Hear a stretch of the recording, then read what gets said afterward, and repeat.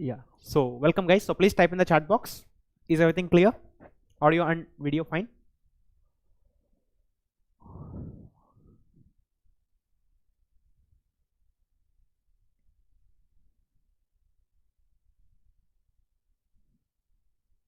Yeah. Good evening guys. So please type in the chat box. Is everything clear? Both audio and visual.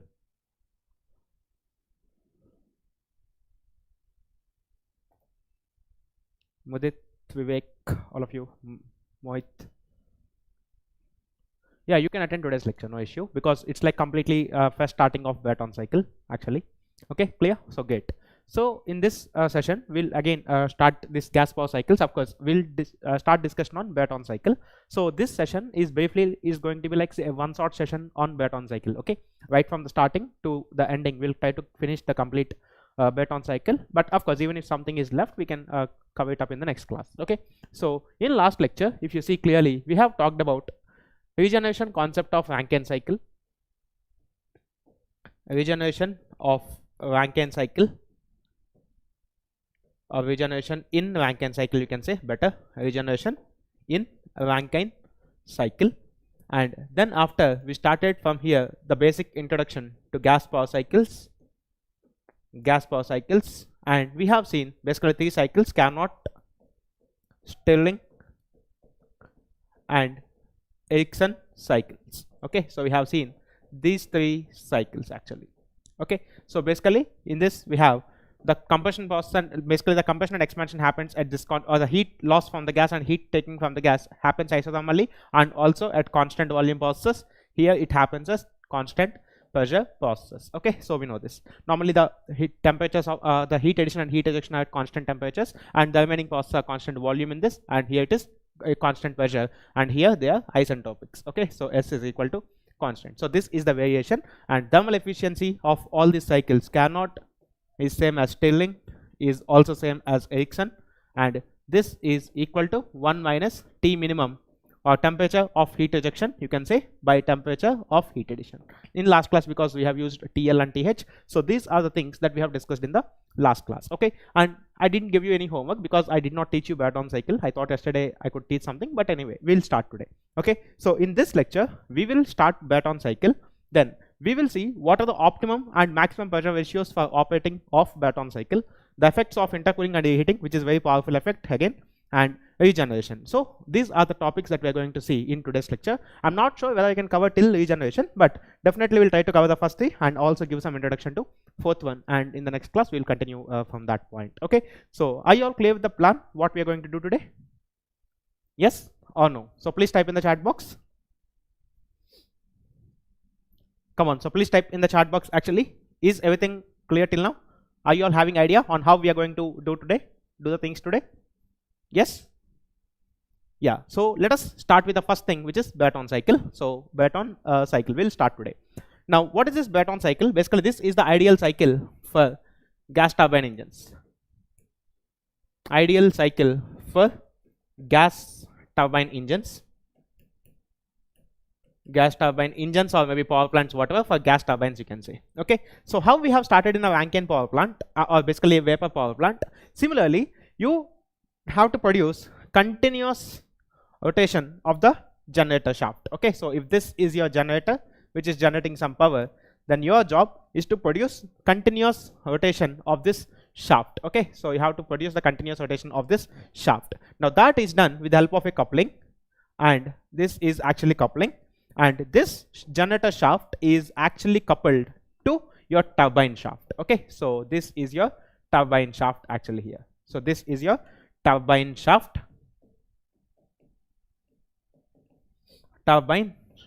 actually. So this is your turbine shaft, and clearly turbine operates on this particular shaft actually, which you can see like this. So you can see this is basically your turbine. Okay, so this is your turbine actually. You have your turbine. Now clearly in this gas power cycles, the working fluid is normally combustion gases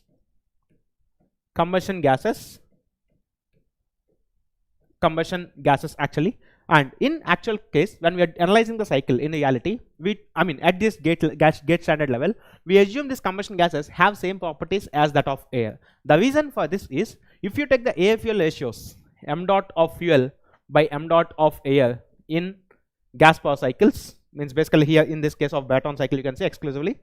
So this in case of Brayton is roughly of the order 1/50.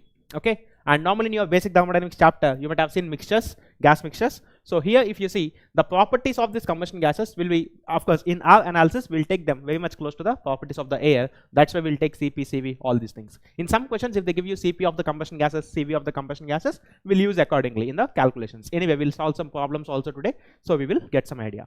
And now clearly, if you want to supply combustion gases continuously into this turbine, now let's say if you want to supply continuously this combustion gases, if you want to continuously supply combustion gases, there should be some device in which combustion continuously happens, correct? If combustion happens continuously, only then you can produce the combustion gases, and these high velocity and high temperature gases will pass through the turbine. So to continuously do combustion and to produce combustion gases, what is the device you need here? Come on, tell me. To continuously produce combustion gases, you have to do combustion continuously. So what should be the device in which combustion continuously happens? Come on. Like we have seen, in case of Rankine cycles, for converting water to vapor, we need a boiler, okay? Because continuously steam is produced because of the boiler. Now clearly here, to generate combustion gases, the device in which combustion happens continuously has to be there, and that's called combustion chamber normally, okay? So we'll generally have a combustion chamber. We will have a combustion chamber here at this point. Combustion chamber. So you should have a combustion chamber, and clearly to feed the combustion chambers, right? You need combustion chambers, CCs, yes, of course. Okay, boiler is normally not suitable for combustion inside, okay? Because of some small combustion and heat supplied, that heat is transferred in the boiler to the boiler tubes, and water is converted to steam, okay? But here directly you do combustion, okay? And in this combustion chamber, you need to feed compressed air, definitely, because for combustion, like we have seen in any other gas power cycle like Otto or diesel, anyway, you need a compressor which actually produces this compressed air actually, okay? So this is your compressed air, and you can see air goes into this compressor. So this is what you have here, and compressor C, okay? So compressor is what we have here. This is a compressor. Now clearly I told you, if you see the work requirement for compressor, work interaction is equal to integral minus VdP.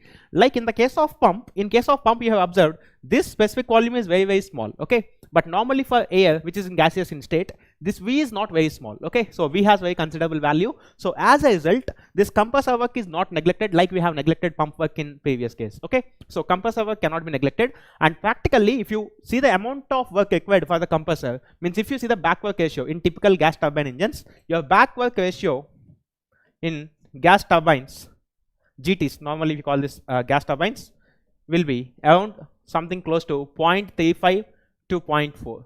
Okay, so this is the actual value. If you see this, if you calculate these values for compressor and turbine, you will find out normally within the operating pressure ranges, we'll see what is pressure ratio, all these things.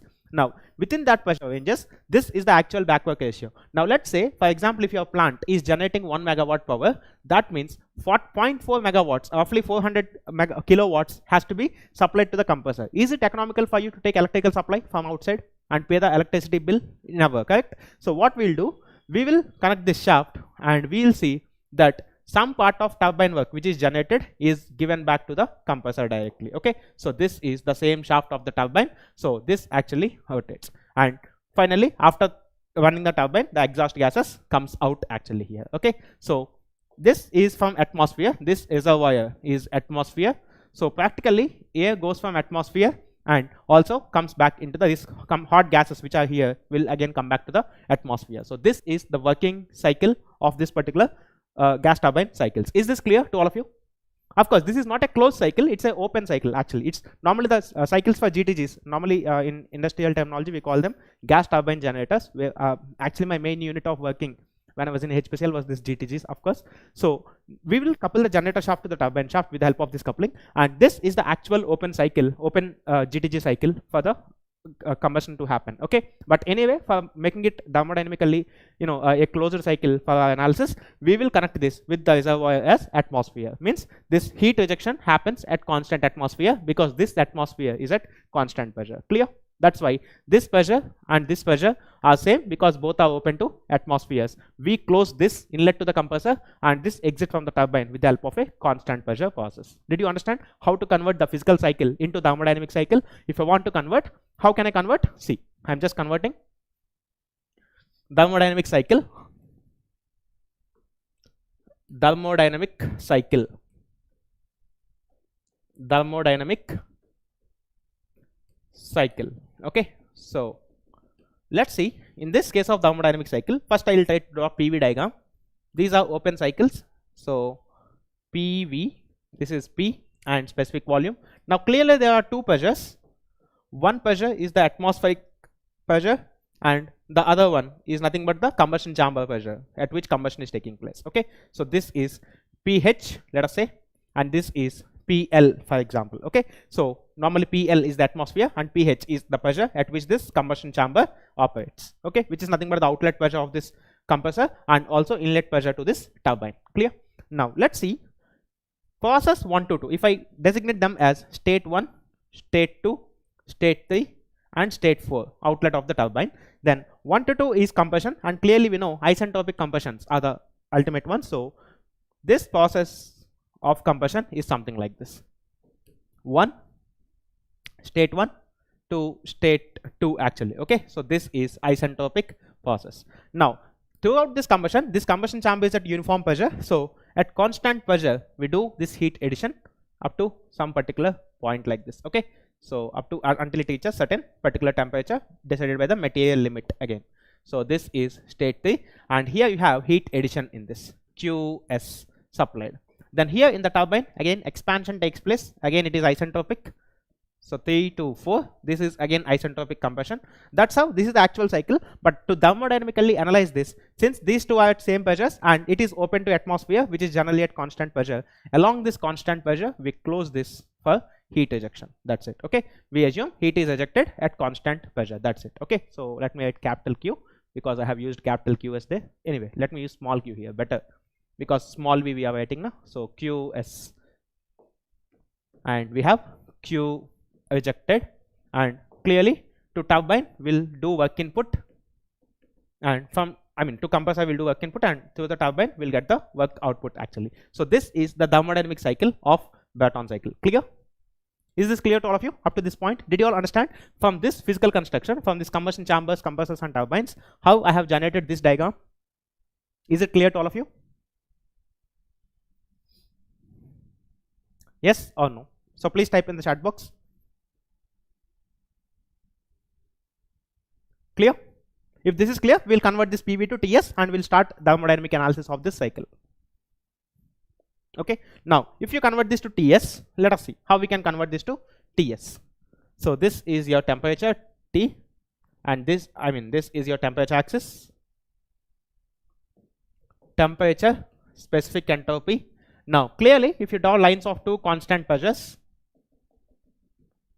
then 1 to 2 is your compression, adiabatic compression. So 1 to 2 is your adiabatic compression, state 1 to state 2. This is your pH is equal to constant, and this is your PL is equal to constant actually. Now you can see this is your constant pressure heat addition up to some particular point. This is state 3. Then let me draw these lines little close, because otherwise I won't be able to close the cycle. Fine. So now 3 to 4, this point. Okay, so I think the cycle looks very small, but actually I want to show you the actual cases. This is 4, this is your expansion in the turbine, and this is your constant pressure heat addition, and finally in the atmosphere you got certain heat rejection. This is your heat rejection, QR, and this is QS actually here. Okay, and these two are constant pressures. Why I am intentionally closing these lines like this is, this T4 has to be larger than this T2. The reason, if you see here, At the turbine outlet, you have combustion gases. Okay, so combustion gases, of course, even after the expansion, they are at high temperature as compared to the inlet to the combustion chamber, because combustion is the actual place where heat is added to the gases. So clearly, this difference between T2 and T3 is very much high. Also, at the exit of the turbine, this T4 will be generally larger than this T2. Clear? So that's how we have also seen, because normally if combustion happens even after, if you see bike exhaust, the exhaust coming out of the bike even after performing work, that has higher temperature. Similar in case of turbines and all, even if you see normally at the outlets of the turbines, you feel enough hotness. Okay, so this is the cycle, and these are isentropics. S equal to constant, like this here. Okay, now we know these are two constant pressure processes and these are two isentropic, compression and heat addition. Now let us start thermodynamic analysis of this cycle. Okay, the analysis will be much similar to Otto cycle. The only difference is instead of two constant volumes, we have constant pressures. That's it. Okay, so let's see the thermodynamic analysis. Thermodynamic analysis. Thermodynamic analysis. So clearly, thermal efficiency of Brayton is equal to 1 minus heat rejected by heat supplied. Correct? Normally for any thermodynamic cycle, this is the expression, and of course this is reversible only. Now in this process 1 to 2 and also in process 3 to 4, there is no heat interaction because clearly they are adiabatics. Okay, now heat is added in this process 2 to 3 and heat is rejected in this process 1 to 4, correct, or 4 to 1. Now in constant pressure process, we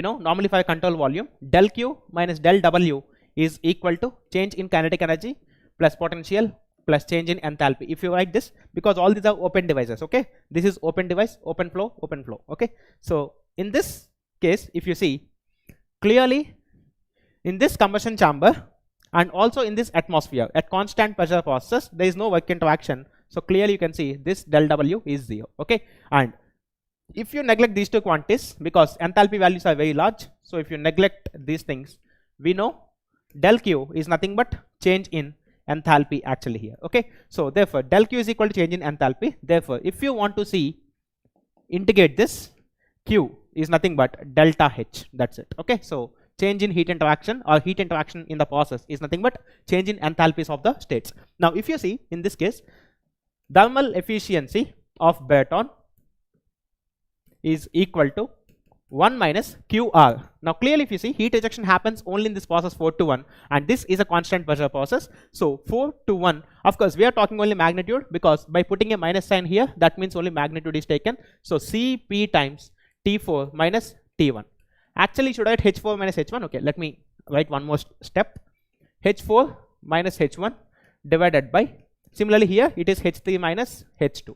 But now inside the system at any location, the gas whatever is present, we are taking that as perfect gas and at constant Cp, Cv values, all these things we have made assumptions. So for ideal gas,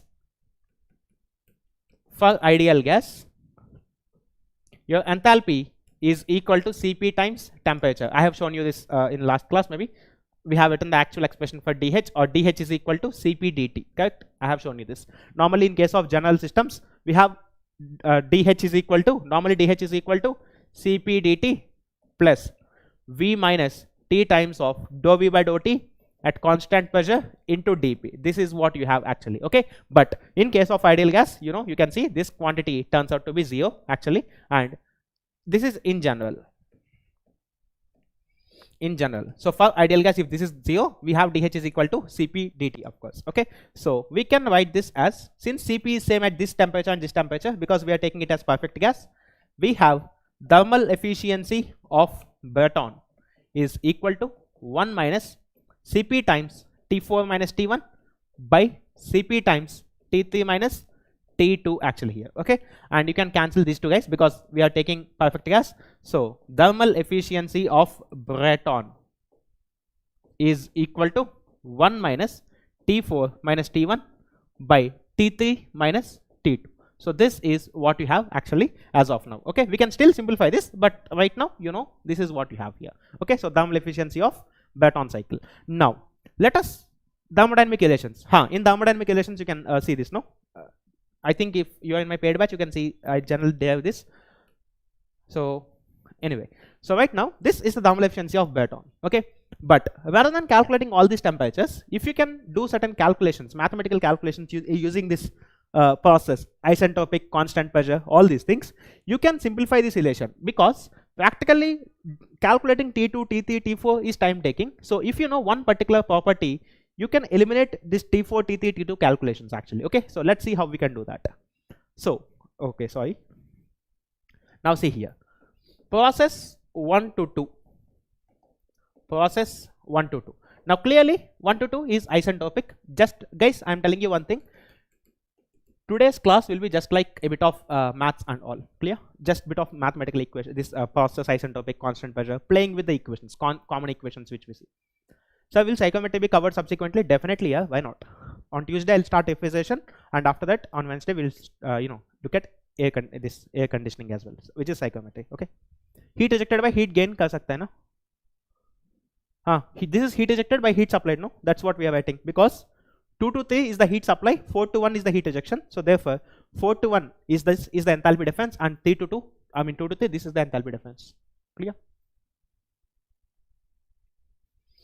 I think gate aspirant, is this fine?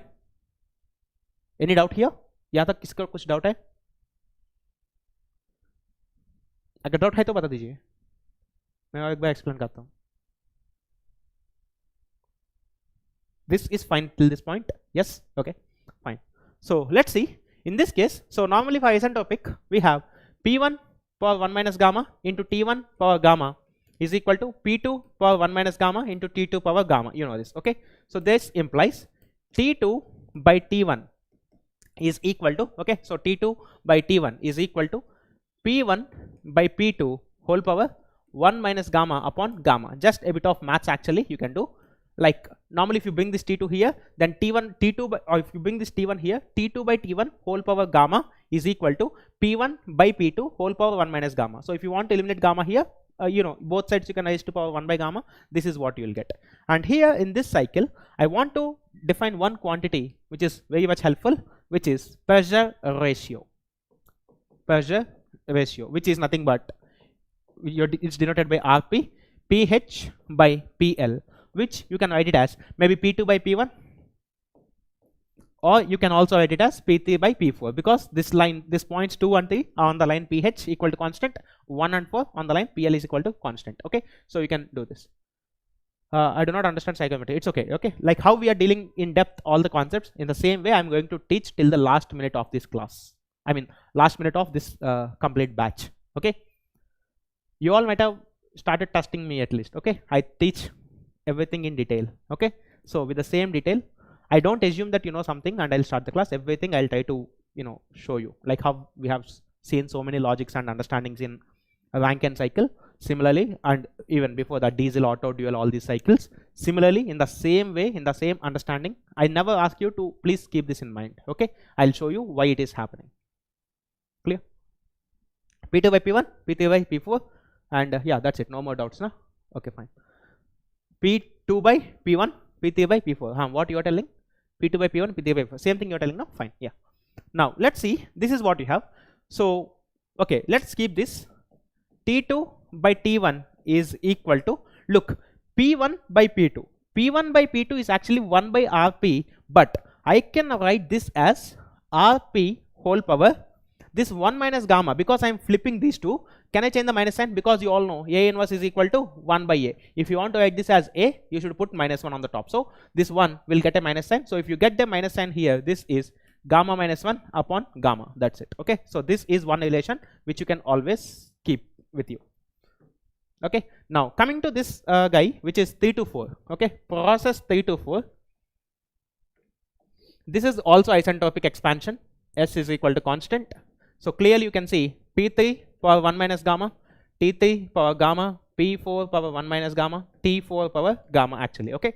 So this gives you T4 by T3 is equal to, T4 by T3 is equal to, again, P4 by P3 or P3 by P4 this time, P3 by P4 actually. Okay. So P3 by P4 whole power 1 minus gamma upon gamma actually. Okay. So just a minute, is this clear? 3 to 4 no? T4 by T3 is equal to P3 by P4 whole power 1 minus gamma upon gamma, right? So if you see, if you have T3 by T4, this can be written as Rp, because you can flip this negativity, Rp power gamma minus 1 upon gamma actually, correct? This is what you have here. Yes, simple math. So you will look more handsome with clean shave. Okay, yeah, fine, it's okay.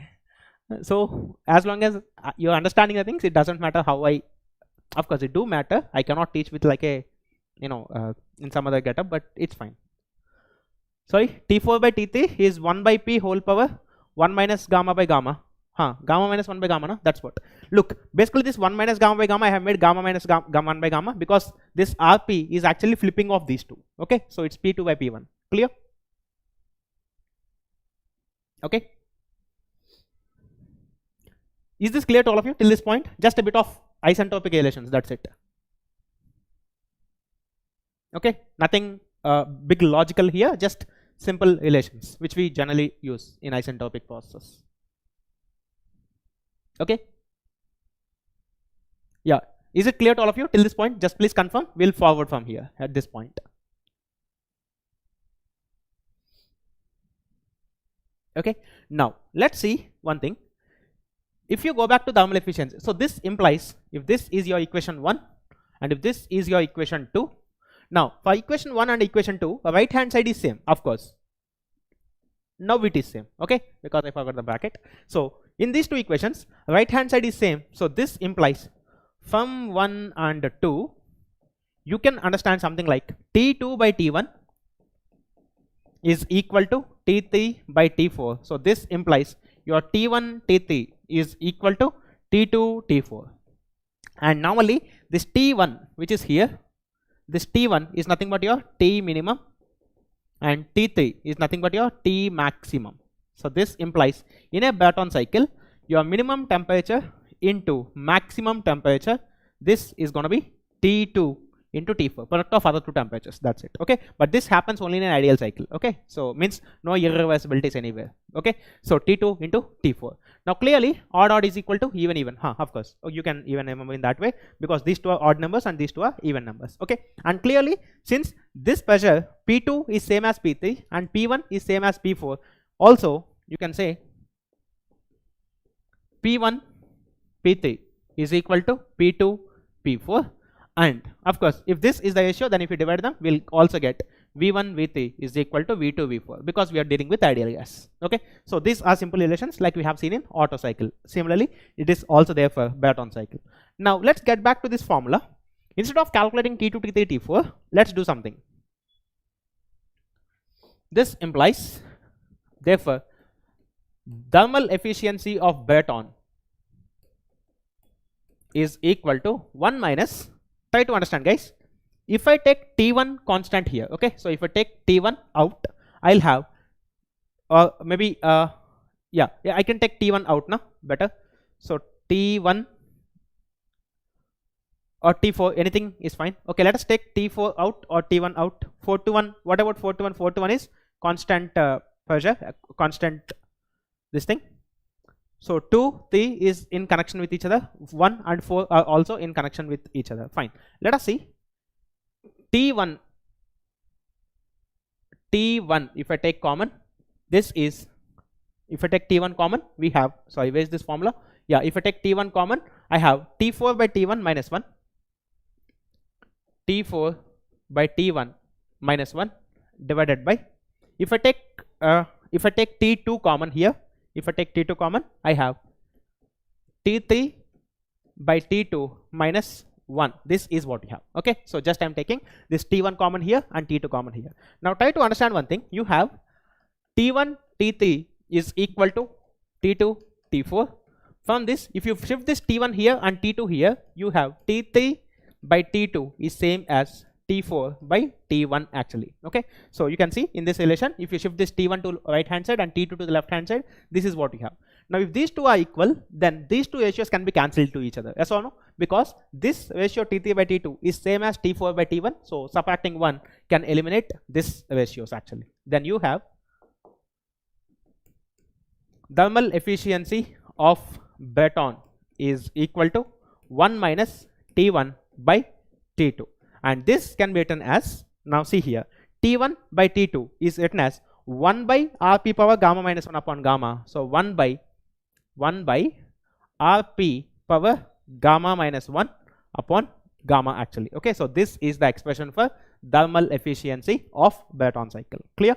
Now if you know the pressure ratio, that's it. You need not worry about the temperatures. Just you can substitute in this formula and get the answer. The only difference between Otto cycle and diesel cycle in terms of efficiency formula is, here it is pressure ratio in case of Brayton, there it is compression ratio in terms of Otto. That's it. Clear? Yes or no? Got it? So please type in the chat box. Is this clear to all of you? Did you all understand how this formula comes? And clearly you can see, as Rp pressure ratio, as pressure ratio increases, clearly as pressure ratio increases, if this quantity is increasing, then definitely this is a positive power, so clearly this increases, and if this denominator is increasing, then definitely this complete value decreases and thermal efficiency will increase.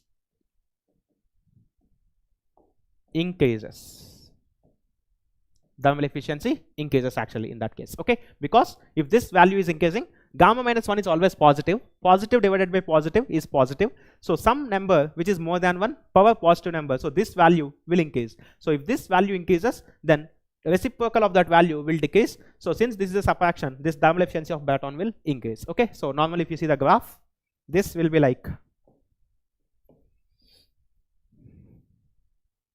this is like thermal efficiency, and if this is Rp, so normally you can see this pressure ratio, something, it's generally more than 1, not less than 1 definitely.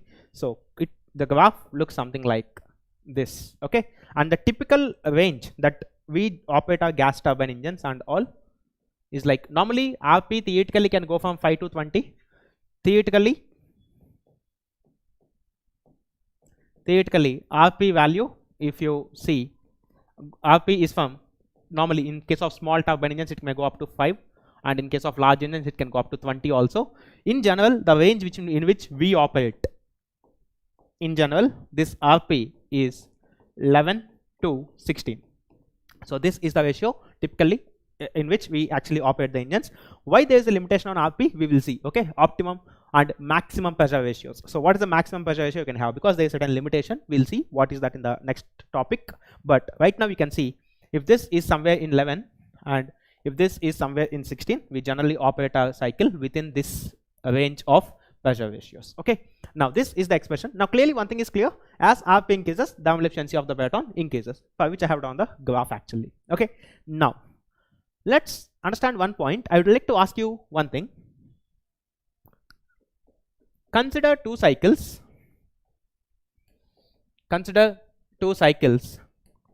One, Otto,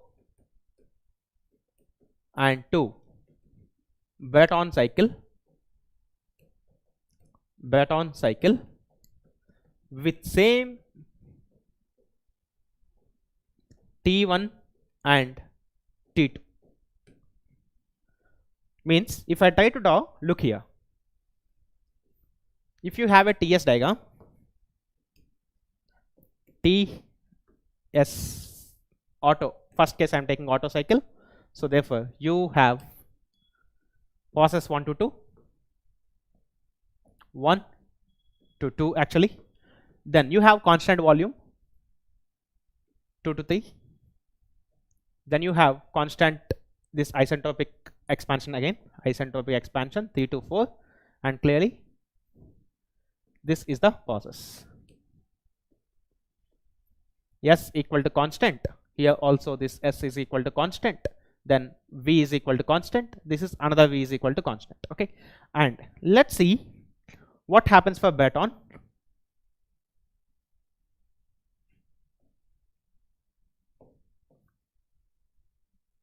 Brayton TS, the same process again. Okay, so T1 to T2 is same. Let's project this.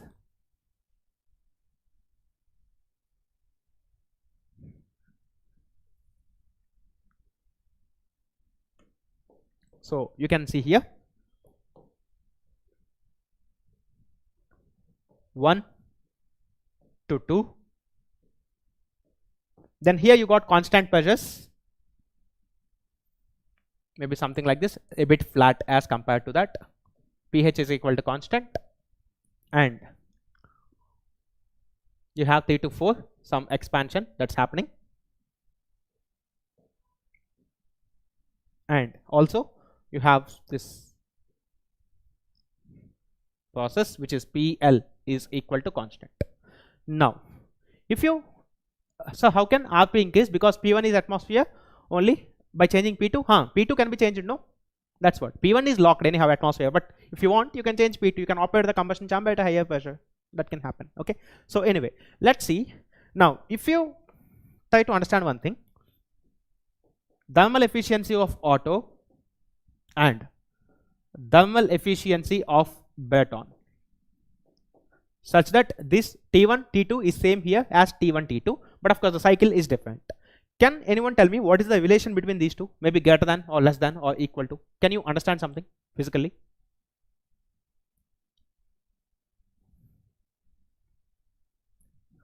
Come on, you can actually do this. What do you think is the relation between these two? Of course, in both systems you have perfect gas, okay? Perfect gas, some perfect gas, doesn't matter what it is working fluid in both the cases.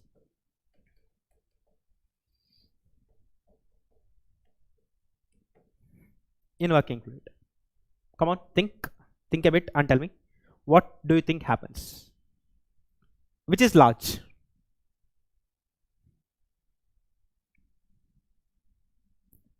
Which is large?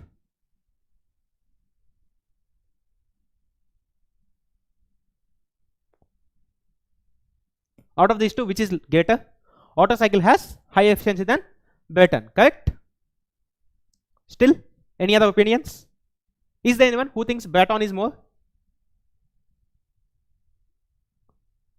Come on, 5 seconds, 10 seconds. Okay, I'll start the timer. Maybe I have some timer, so I'll start the timer. Meanwhile, please comment your answers. Okay, at 10 seconds I'm going to stop this.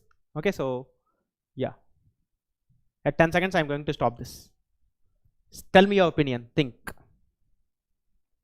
Otto is greater, Otto more? 8, 9, 10. Fine. Okay, so I have given you 10 seconds. Actually, that's the answer.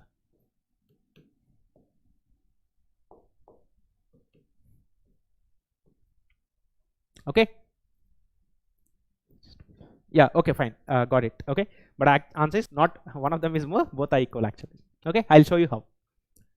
In this case, if you try to see the thermal efficiency, you remember you got 1 minus T1 by T2, which you have written as 1 minus 1 by R power gamma minus 1. Here also you are getting 1 minus T1 by T2. Both are same whenever T1 and T2 are same. Clear? You can understand from other way also. Of course, this area and this area, heat interaction here and heat interaction here, they are different, but the ratio of work and heat interaction means basically W net by heat interaction, if you heat supplied, if you see, that will be equal in both these cycles, because 1 minus heat ejection in this case is 4 to 1.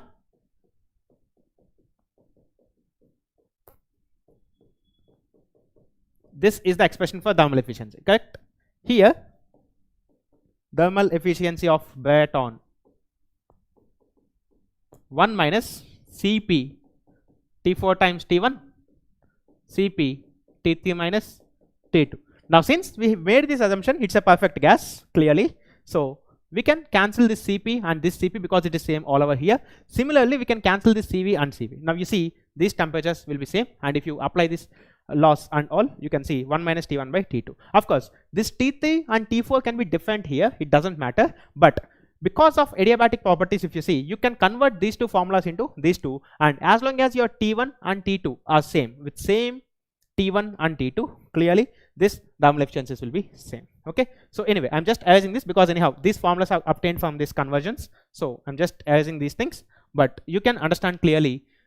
Look, I'm not telling you this T3 and this T3 are same, they can be different. T4 and T4, this here can be different, but As long as this T1 and T2 is same, then clearly means if the compression is same in both the cycles, then definitely they both have equal efficiencies. And this is one year gate question in 𝐂𝐸 actually.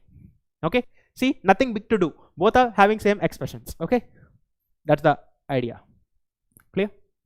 They've asked in 2009 or 10, I don't remember exactly, but somewhere at that point of time it came. 1 mark question, yes. Okay, clear? Did you understand? Because many of you, as you are telling previously, many of you feel this Otto is having highest efficiency because generally the way you thought is this goes slow. Okay, but actually both have equal efficiencies.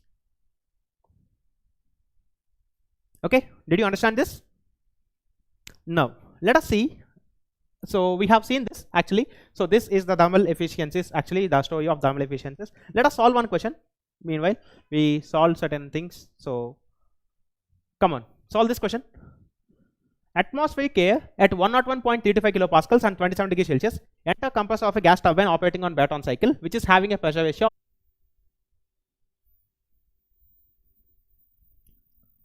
Yeah, now it is fine now.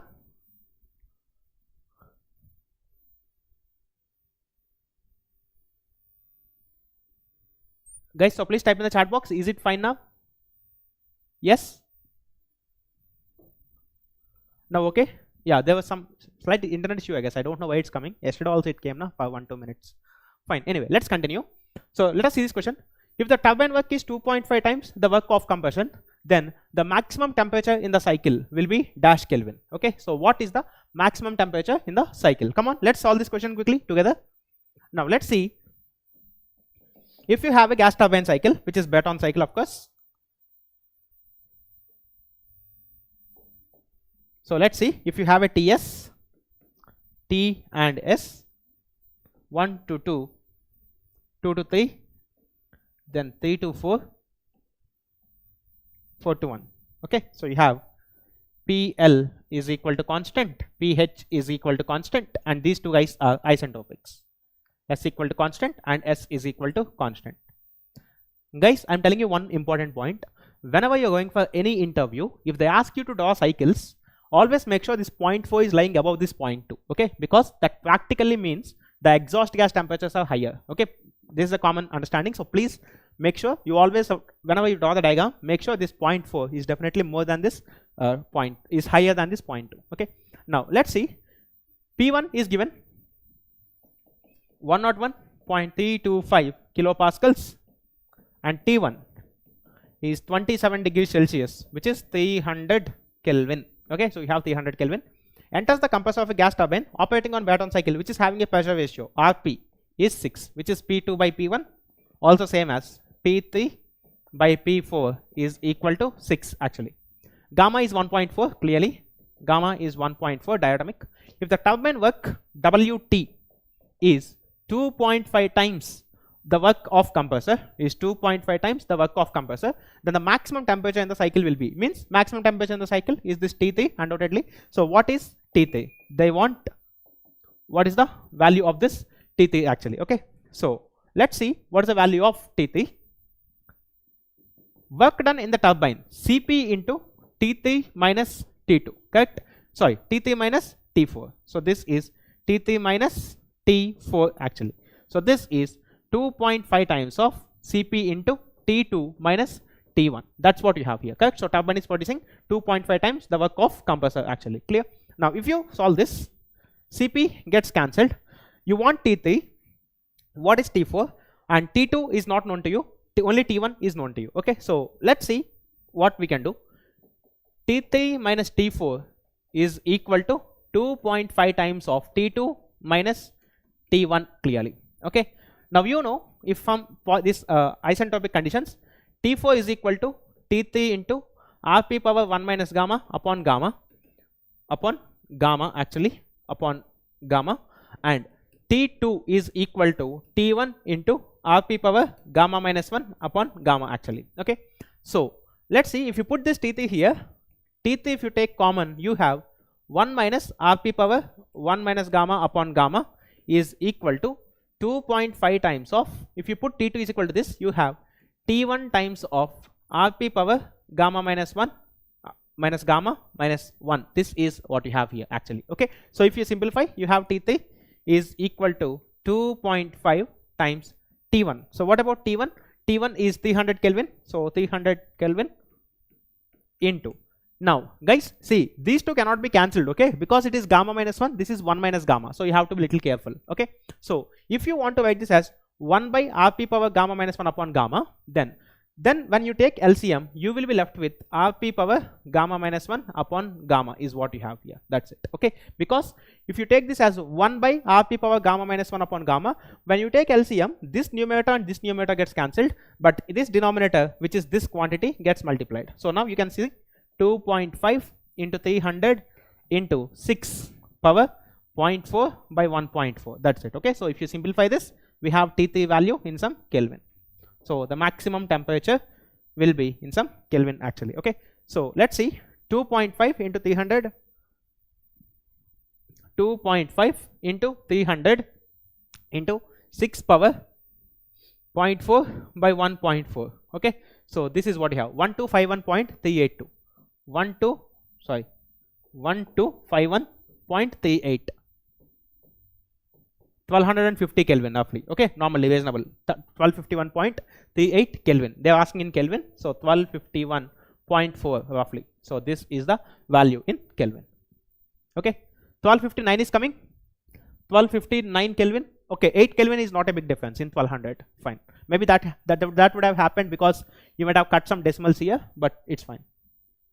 All of you are getting 1251? Come on, quick. So please type in the chat box. All of you are getting 1251 roughly? Maybe 1252, 1250, 1249. This is good enough. Sukumar, you are getting? Ravan, 1252. Yeah, 1252 roughly. Good. Okay, so let's see. This is fine. Let's see one more question if it's done. See here, an ideal gas turbine working on Brayton cycle has maximum and minimum temperatures of 310 and 1300 Kelvin respectively and back work ratio of 0.5. The temperature at the end of the compression is dash Kelvin. Okay, so let's see again. If you plot TS,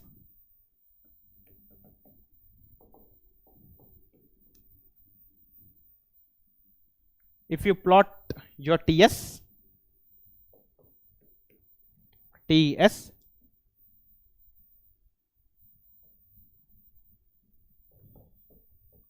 1, 2, 3 and 4 of course. Okay, so this is what you have, 1, 2, 3, 4 cycle.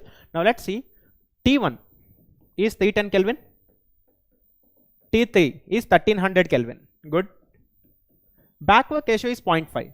Back work ratio is 0.5. This implies work input to the compressor by work generated by the turbine is 1 by 2. So this clearly gives you WC is equal to 1 by 2 times WT of course. Okay, so this is again the equation. Now let's see, work input to the compressor is Cp times T2 minus T1 is equal to half times Cp into T3 minus T4 actually. Okay, so this is T3 minus T4. Okay, now I think we can do certain simplification because T1 is known, T3 is known.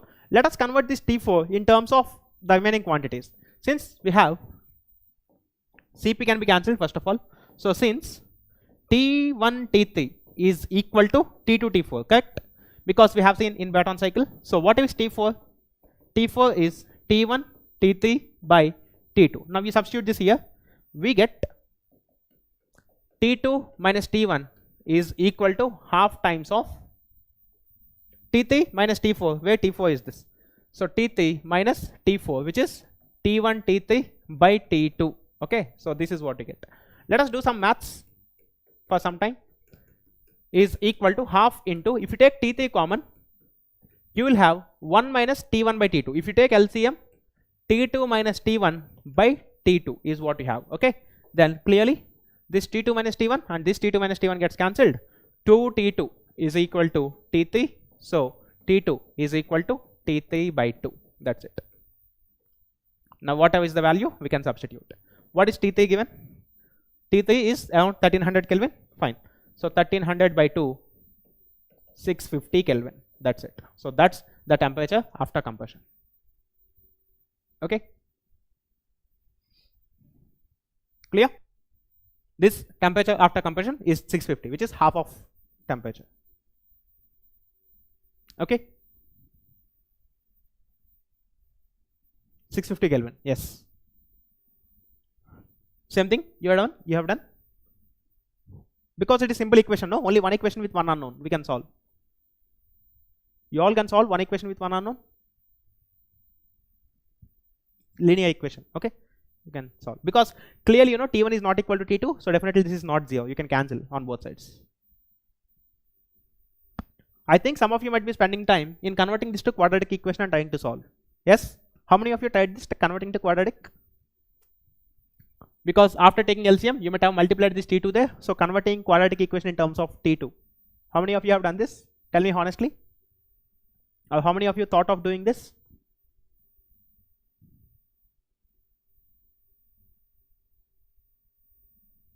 Definitely there will be people who will try to convert to solve this equation. They might have tried to convert this equation in terms of quadratic in terms of T2 and solve that equation. I think majority of you like sir आप उतना time ही नहीं दिया था try करने के लिए. So कैसे पता चलेगा कि linear में solve करना है लेकिन quadratic में solve करना है ना? I'm not giving enough time now to do all these things. But anyway, today I'll give some homework questions, so please try them. Okay, definitely that will boost your confidence. Fine. So let's go for back to the story. Okay, so fine. Now let us see optimum and maximum pressure ratios. हाँ sir, ठीक है. So I'll just give some time for questions also, but rather I'll give you some homework. So please work out those questions. Okay. Now anyway, let's see. It's already 5 o'clock roughly. Only 5 minutes less. So optimum and maximum pressure ratios. So you know, like we have certain pressure ratio. We can, if you want, you can increase the pressure ratio by changing P2. But what is the optimum value of the pressure ratio? Okay. So let us see that.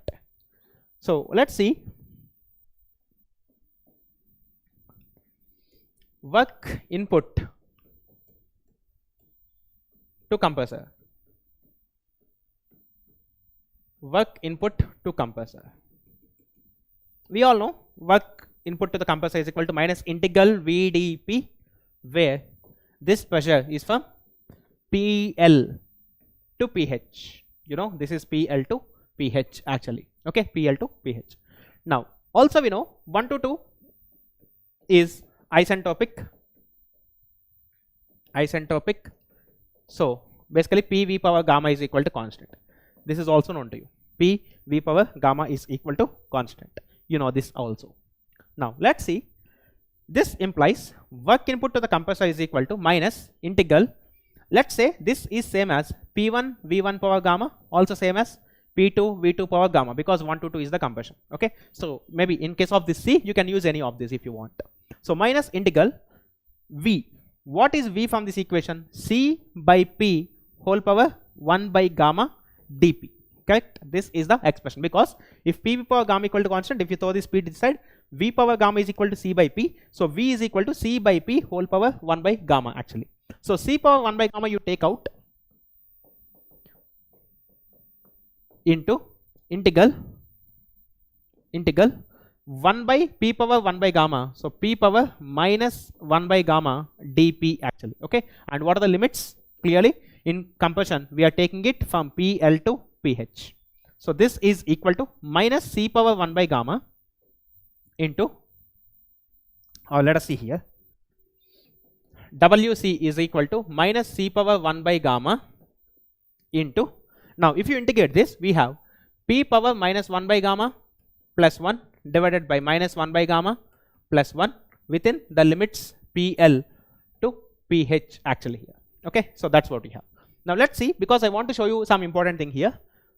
WC is equal to, if you simplify this, you have minus, this minus is minus. If you simplify this term, you will have gamma minus 1 upon gamma. So if you want to delete this from here, you can write gamma by gamma minus 1 onto the top into, now C power 1 by gamma. So C power 1 by gamma into pH power, this is again gamma minus 1 by gamma minus PL or let us write one thing very clearly here. This value you can write as pH power 1 minus 1 by gamma minus PL power 1 minus 1 by gamma actually. Okay, just bit of maths and all. Okay, nothing conceptual here. Once you know that this is the way how to calculate integration, I'm just doing maths, I'm just doing integration, that's it. Okay, now let's see. WC is equal to minus gamma upon gamma minus 1 into, look, this C power 1 by gamma, I can write it as C power 1 by gamma. If you take 1 by gamma here, what I can write here, let's see, this implies C power 1 by gamma is equal to P power 1 by gamma into V is what I can write. Yes or no? Because if I take power 1 by gamma on both sides, this P will take this power 1 by gamma, this C will also take this power 1 by gamma, this V will be left over. So this C power 1 by gamma I can write as per this combination, which I can write as P1, or let's say first of all P2 power 1 by gamma into V2 into pH is nothing but the state at location 2, so P2 power 1 minus 1 by gamma minus, again multiplying this C power 1 by gamma inside, I can write it as P1 power 1 by gamma into V1 into P low is nothing but at state 1 minus 1 by gamma actually. I'm just doing this once because I want you to understand certain things. Look, if I can write as 1 minus 1 by gamma, this 1 by gamma and this minus 1 by gamma gets cancelled. Okay, because a power m into a power n, a power m plus n, you know this, no? A power m plus n. So if you add these two, this 1 minus gamma and plus 1 by gamma goes off. Similarly, here this term and also this term will get eliminated. Then you can see work input in compressor is minus gamma upon gamma minus 1. Why I'm doing this, guys, is because I'm doing this only for this time. From next time onwards, whenever I want to write compression work or turbine work, I'll directly use this formula between the two states, whatever the states it's been, it's the expansion or maybe the compression is undergoing. Okay, so that's why I'm using this. Now you have P2 V2 minus P1 V1, P1 V1. Okay, now let's see. And of course, you know, this is nothing but if you write this as RT2 minus RT1, then writing this R gamma by gamma minus 1 is nothing but CP. Now let's see what we can have here, because I want to show you how this DH is, because using this I am showing you always. Okay, see, I'm always showing you using this relation. Okay, but how this CPDT is coming actually, I want you to show now. See here, after doing this from steady flow energy equation, if you write this as MRT2, okay, and if you write this as MRT1, look, I'll just show you. If you write this guy as RT2 and if you write this guy as RT1, okay, then you can see WC is equal to work interaction in compressor minus, if you take this capital R constant out, we have gamma R upon gamma minus 1 into T2 minus T1, which you can clearly see this negative sign implies work is actually added to the compressor, added into the compressor, and T2 minus T1 into this value you all know from ideal gas, this is nothing but your CP. CP is equal to gamma R by gamma minus 1. So that's CP actually. Okay, so minus CP into T2 minus T1, which I'm telling you using this thermodynamic relations analysis, but this you can also show using simple integration. It is nothing complicated. 1, 2, 3, 4, 5 steps. That's it. Okay, so if you do these 5 steps, you can see this value minus CP into T2 minus T1. This negative sign signifies that work is actually added into the device. Clear to all of you? Yes or no? Please type in the chat box. Clear? Because if they give you in terms of pressures or any adiabatic indexes, you should be able to apply this formula. Of course, you can generate this from this, but I thought of showing you once. Okay, because next time when I'm doing intercooling or reheating, I'll use these expressions directly. Okay, that's why I just want to show you for one time by taking some 5 minutes. Okay, that's what. Is it clear to all of you till this point? I've just done some integration, that's it. Okay, nothing, any big thermodynamics here.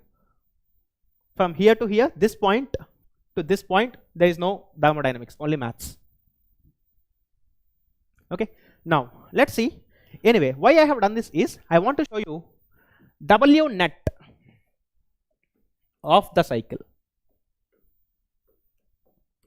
W net is equal to W of the turbine minus W of the compression work, which is CP T3 minus T4 minus Cp T2 minus T1 actually here. Okay, now whenever you take a Brayton cycle, clearly what happens is, look, let me show you. If you take this Brayton cycle, which is Ts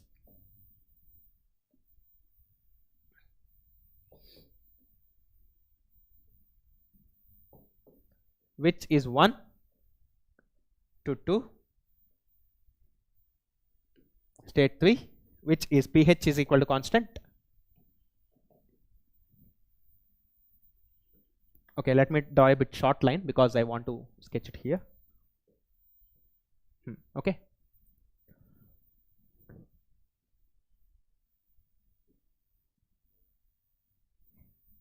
Three, 4, this point is 3. And let's say you got something like this. PL is equal to constant. Okay. S equal to constant, S is equal to constant. Fine, you got this. Now, clearly this is the expression for this. However, if you observe something, this T1 is locked by atmospheric conditions, yes or no? So T1 is decided by ambient conditions. Similarly, this T3 is also locked because of metallurgical constraints. Let us say if the material can handle only up to 1400, you cannot heat the substance up to 1500. Okay, material will damage. So T1 and T3 are generally locked. Now, depending on the pressure ratio, it's in your hand to decide T2 and T4 values, correct? Which means deciding pressure ratio is in your hand, but T1 and T3, which is nothing but T minimum, you can see this is T minimum and T maximum. T maximum. These things are not in your hands, they are decided. So for a given value of T1 and T2, or for a given values of T minimum,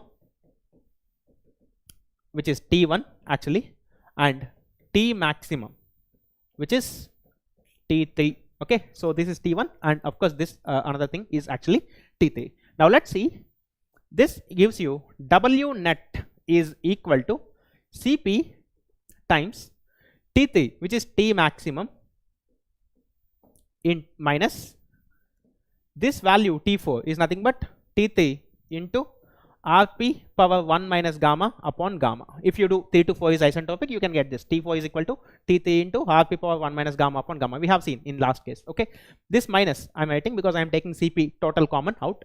T2. So T2 can be written as T minimum Rp power gamma minus 1 upon gamma minus of minus plus T minimum. This is what we have here. Okay, now this is the expression for the maximum work output of the plant. Look, majority of the times, more than meeting whether the efficiency is meeting or not, it's important for you to supply the demand. Okay, let's say within a locality, or let's say for example if there is a power plant, and if the power plant, if the demand in that capacity is let's say 50 megawatts for example. Okay, in power plant, as an engineer, your responsibility is to meet the demand always. So even though efficiency is at the best or not, your ultimate aim is to produce maximum work output. Okay, so that's how turbine gives to the generator and things go on from there. Okay, so how to maximize this W net, that's the main intention of the engineers. And now let's see, of course efficiency is also taken care, but this is the utmost importance. The pressure ratio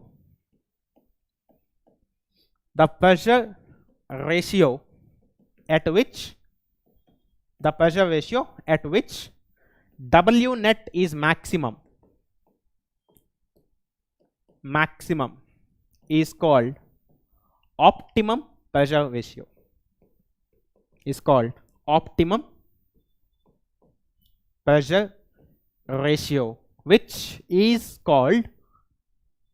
at times this is called Rp optimum.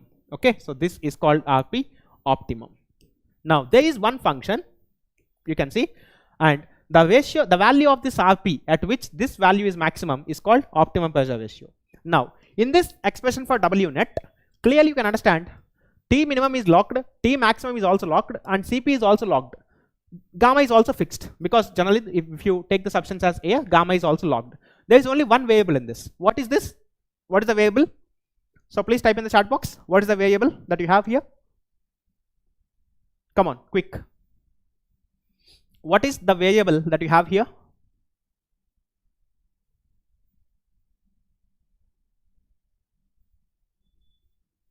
there is one variable in this complete expression.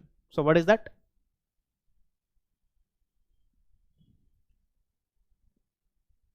What is that variable that you have in that equation?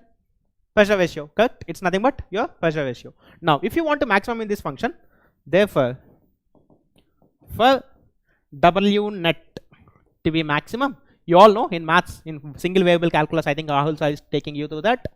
In single variable calculus, you see, if a function is depending only on single variable, the maximum or minimum definitely occurs at stationary points. Okay, so to get stationary point, dW net by dRP, the first derivative, has to be 0 clearly. Okay, and normally maximum or minimum exists at stationary points. Okay, but if there is a stationary point, you need not have maximum or minimum, definitely.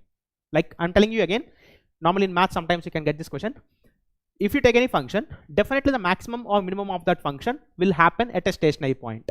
But if there is a stationary point, there is no guarantee of existing maxima or minima at that stationary point. That's why you go for the second derivative test. Okay, clear? So anyway, just keep this. Normally one simple example that I generally say is x cube. Okay, if you equate it, the first derivative to 0, you'll get x equal to 0. Okay, but at this point, this function don't have either maximum or minimum. Clear? Now let's see, if you do this,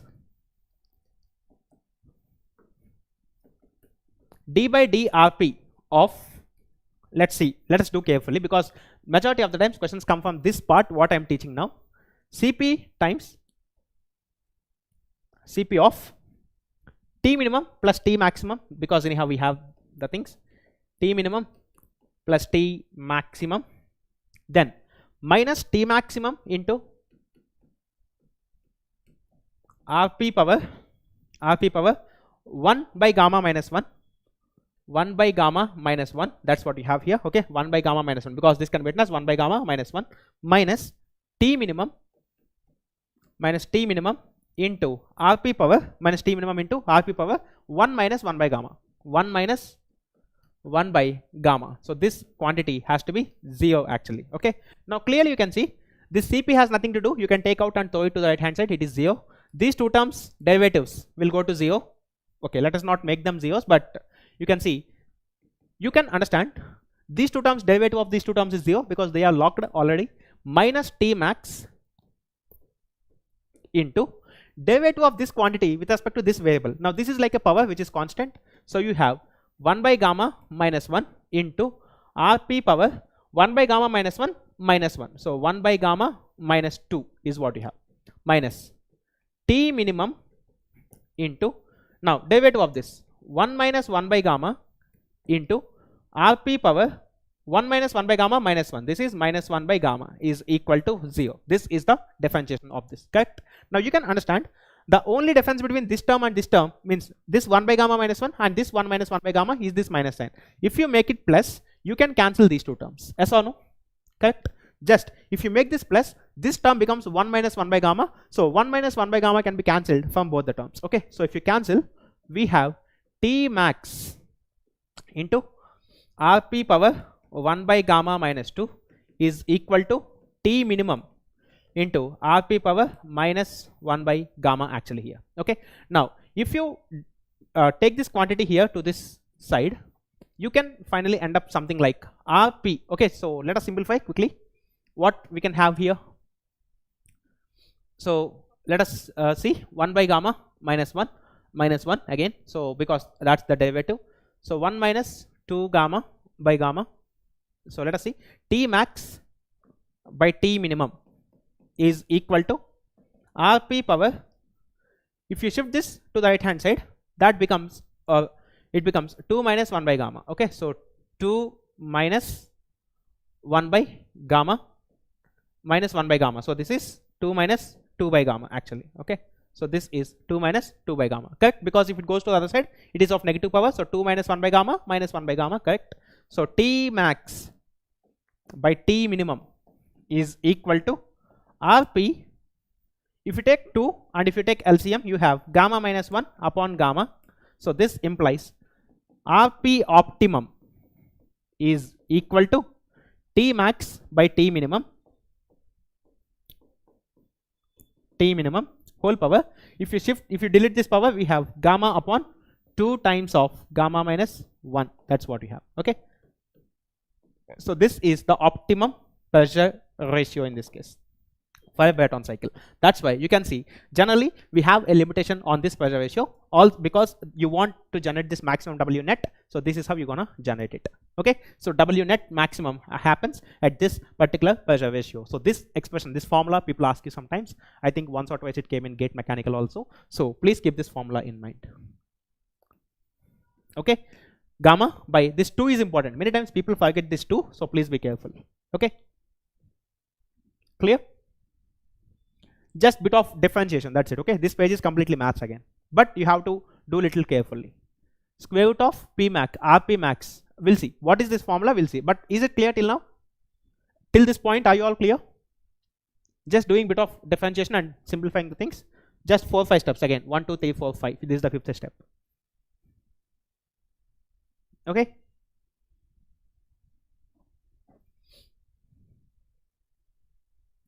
Fine. So last step, please. This one. See, this is what you have now. If you want to eliminate this power, if you want only RP, then you can see this gamma comes as numerator here. 2 times of gamma minus 1 comes as denominator power. Okay, that's what.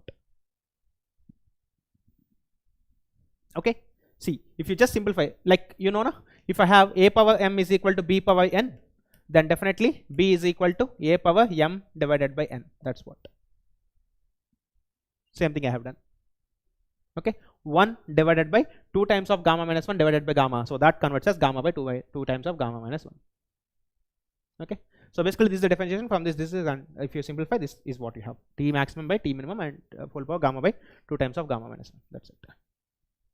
Okay, so this is the pressure ratio. Now your main job is to identify what is the maximum work output. That's also has to be done, correct? So let us see. Let us try to look at 2 important things here.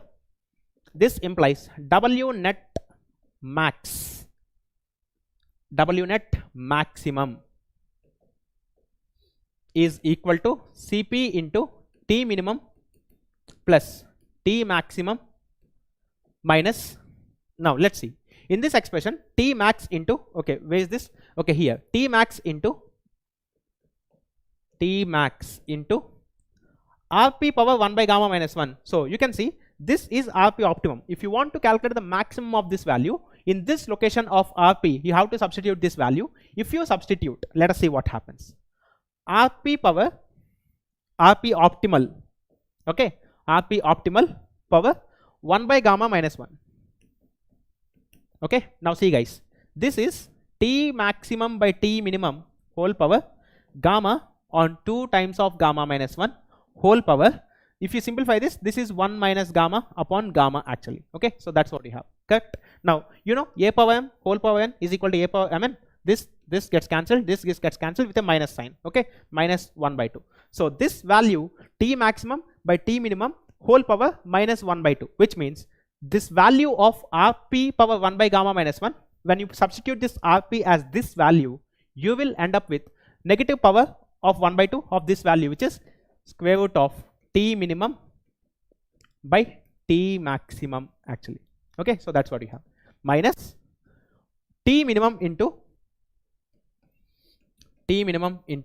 now if you calculate this value 1 minus 1 by gamma, 1 minus 1 by gamma is nothing but negative power of this. Okay, so if you put minus 1, this becomes T maximum by T minimum whole power 1 by 2. That's it. Okay, so this is square root of T max by T minimum is what you have here. Okay, so this is the complete work formula. Now here you can understand few things, interesting things.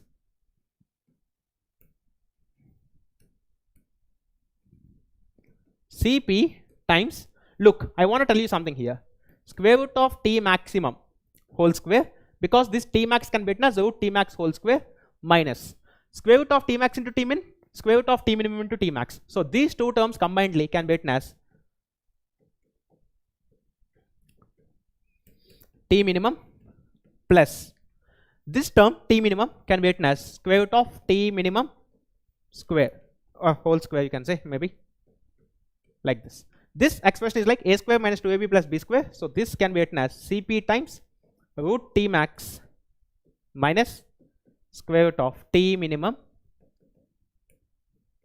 whole square. So this is W net maximum you can produce in a power plant where T minimum and T maximum are defined to you. Okay, so this is one very important understanding again from this case. Okay, and this question was also asked few times. They'll give you the maximum and minimum operating conditions of the plant. They'll ask you what is the maximum network output you can generate from this plant. This is the answer. They'll give you this value, maybe some 1600, something like that. On this value, they'll give you maybe some 400 Kelvin and CP 1.005. You know, just substitute, get the values. Okay. Clear, guys, till this point? So please type in the chat box. Is this clear to all of you? Okay, so CP times square root of T maximum minus T minimum whole square. Why I have done this is because everywhere, if you just replace CP with CV and if you put RP as compression ratio, the same analysis is for Otto cycle with CV here. I have given you this formula there, if you remember. Okay, because I haven't shown you there because of time constraint, now I am showing it. Clear?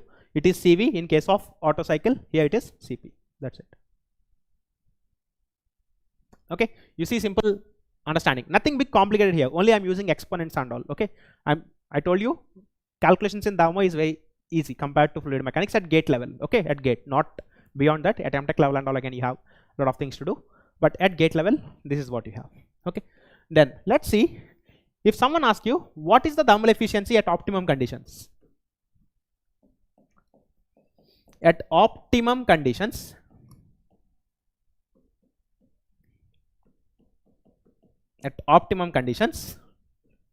thermal efficiency of Brayton, how much it is?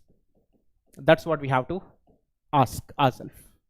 Okay, if you see, you all know this formula. Thermal efficiency is equal to 1 minus 1 by Rp power gamma minus 1 upon gamma actually. Now let's see if this is the formula. If you want at optimal conditions, definitely this Rp has also to be optimal, correct? That's what you know. Now this value is 1 minus 1 by, look carefully, what is Rp optimal? T max by T minimum whole power gamma upon 2 times of gamma minus 1, this value, and this power gamma minus 1 upon gamma actually, upon gamma. Okay, so now if you simplify the things, this we have 1 minus 1 by T max by T minimum whole power 1 by 2, that can be written as T minimum by T max whole power 1 by 2. So square root of T minimum by T maximum, that's what we have. Okay, so this is T minimum by T maximum. Therefore thermal efficiency at optimal conditions is equal to 1 minus square root of T minimum by T maximum. This question was also asked in gate exam, mechanical.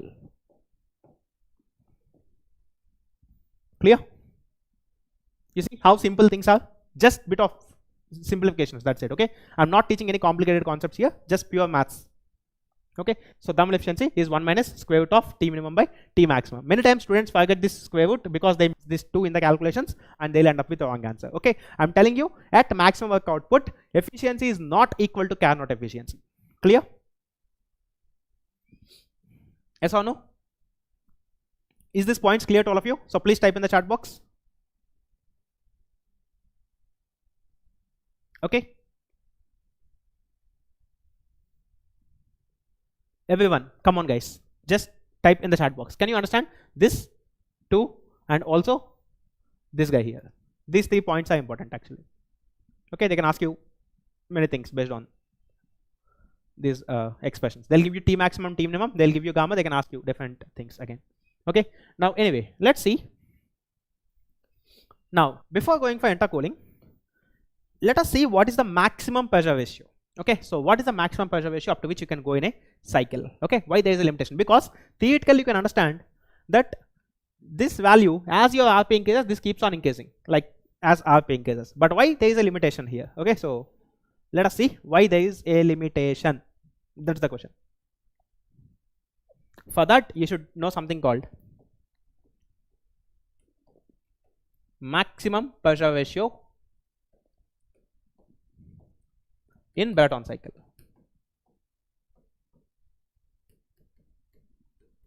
In Brayton cycle. Okay. Now let's see. I want to explain this conceptually. There is nothing maths here. Okay. So if efficiency of turbine and compressor is given, then how to find optimum efficiency? You have to use isentropic efficiencies then. Okay. Like see, I'll just tell you. I will not show you how completely. But if you see, we generally have isentropic efficiency of turbine, isentropic efficiency of compressor, correct? But these two values will act as constants all over the derivation. Understood? The same story you can do with these two as constants, because once they give numbers, let's say normally in case of turbines, isentropic efficiencies will be 85 to 90%, and in case of compressors also again it's somewhere in 90%. Okay, so if they give you these two values are constant values, fixed values, so they do not impact all over. At this location we have isentropic efficiency of the turbine, and at this location we have isentropic efficiency of the compressor in the denominator. Okay, and that values, according to that we have certain values here. That's it. If you want, I can just do, see here, there comes isentropic efficiency of the turbine here, because T minus max here, and it comes out to be isentropic, no, it is division with isentropic efficiency of the compressor. This is with respect to turbine. Okay, then you have isentropic efficiency of the turbine, and here you will have isentropic efficiency of the compressor. Now if you keep it here, then we have 1 by, so if you want to shift this quantity to the right hand side, we have 1 by isentropic efficiency of turbine into isentropic efficiency of compressor. That's it. Okay, so this product comes here.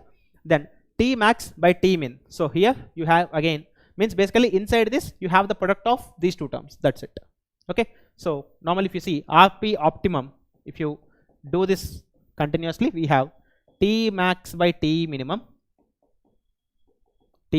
into, look, because this term will be coming here, which is isentropic efficiency of the turbine by compressor. So if you want maximum or minimum, again you have it in the denominator. So if you want RP, if that goes to the numerator here, then inside this we have isentropic efficiency of the turbine into compressor whole power gamma upon 2 times of gamma minus 1. That's it. Okay, just bit of maths now, because these two are fixed quantities, they do not change. Of course here also you have isentropic efficiency of turbine, I mean here it is compressor, division with compressor.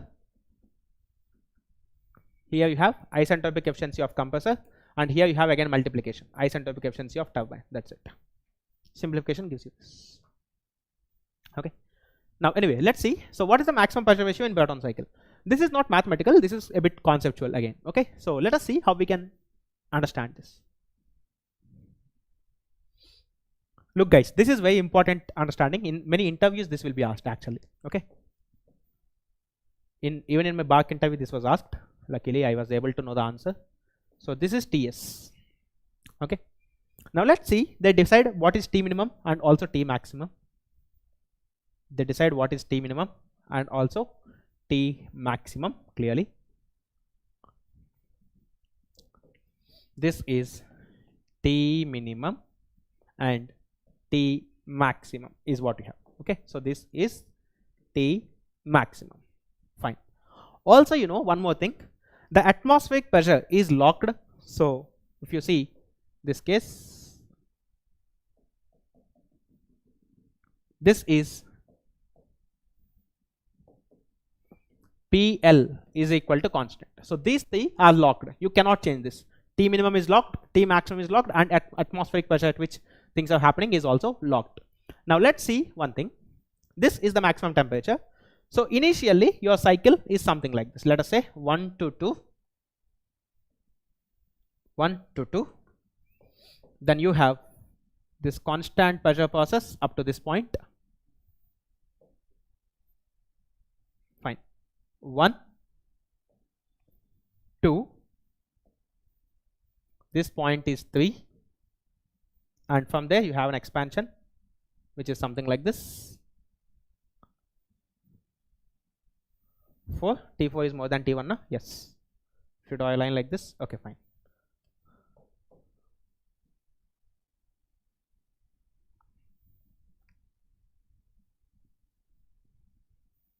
So this is your cycle actually. 1, 2, 3, 4 is your Brayton cycle. Okay, this is the actual cycle which you're operating now. And here I just want to tell you one thing, guys. See here. Normally, if you take your W net on this and RP here, W net RP, or basically, sorry, reverse. This is RP and this is W net.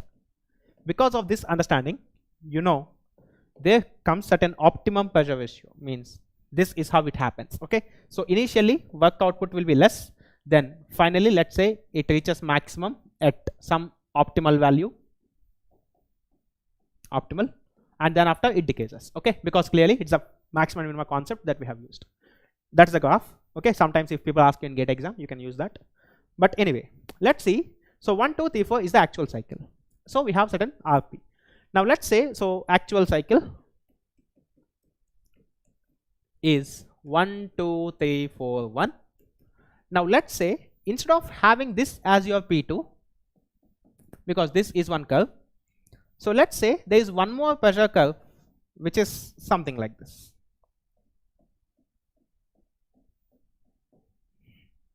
So now your compression, instead of going from 1 to 2, let's say you went up to 2 dash.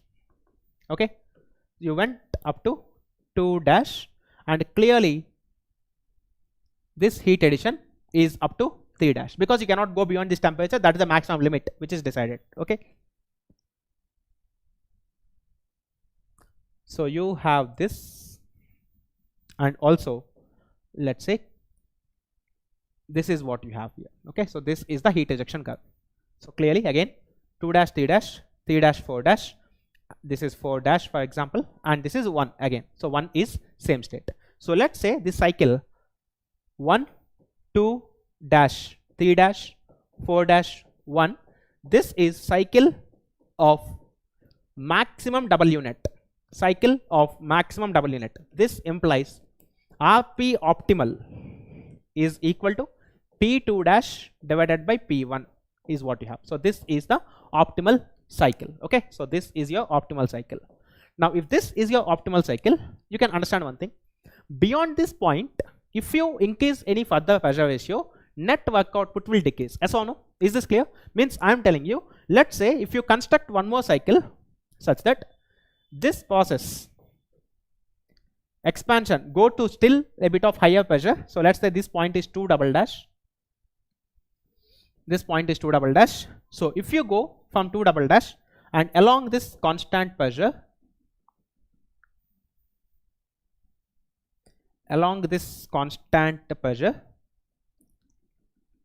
so let's say this is your constant pressure. Along this constant pressure 3 double dash and isentropic expansion to the same pressure, because this pressure is locked, you cannot change this. Okay, so 3 to 4 double dash and 1. If you take this cycle, definitely W net will be less than this second cycle, because this second cycle is the cycle where you have the optimal values. So beyond that, if you do further any increase in pressure ratio, the net work output again starts falling clearly, because this small area will cause majority of the less reduction in the length of the diagram. So that's why area keeps decreasing actually. But one thing you can understand clearly here, if you see this process, thermal efficiency is equal to 1 minus TL mean by TH mean. Actually, in all these cases, this is constant. Yes or no?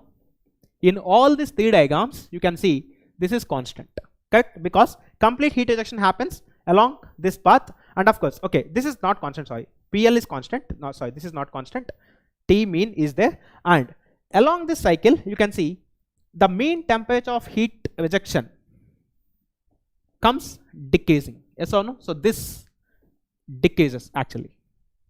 Yes or no? Correct? So please type in the chat box. Mean temperature of heat addition decreases, because in the initial stage this is going from 1 to state 4, and in this state heat rejection is happening only from this point to this point. So for 4 to 1 and 4 dash to 1, if you say the mean temperature of heat rejection is less in case of 4 dash to 1. Yes or no? Correct? So please type in the chat box. Can you understand this? As you are increasing your pressure ratio, one thing that's happening is this quantity is decreasing. Yes? Can you understand this? Yes or no? Clear? And I want to ask you one more question. Can anyone tell me what's happening to this TH mean? What's happening to TH mean? Can anyone tell me what's happening to TH mean? You compare any of these two cycles and decide. What's happening to TH mean actually?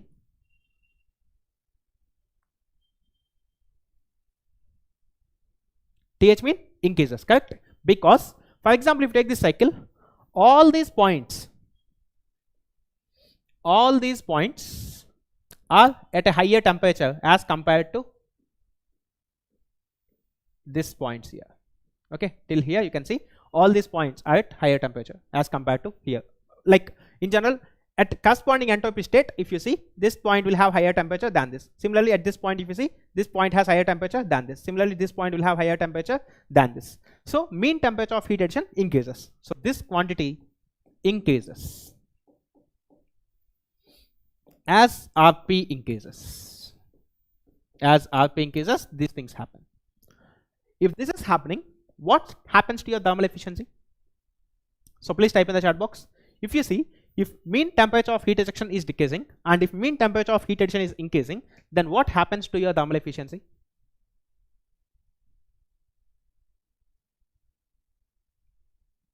What happens to your thermal efficiency? Come on, quick.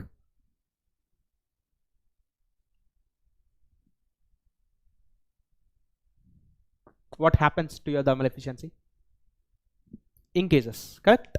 It increases clearly. So this implies as Rp increases, thermal efficiency increases, which also you know from this formula, thermal efficiency is equal to 1 minus 1 by Rp power gamma minus 1 by gamma. But here mathematically you can see, but physically because of from the locations of heat addition and all, you can understand why if pressure ratio is increasing, why thermal efficiency increases. Okay, physically.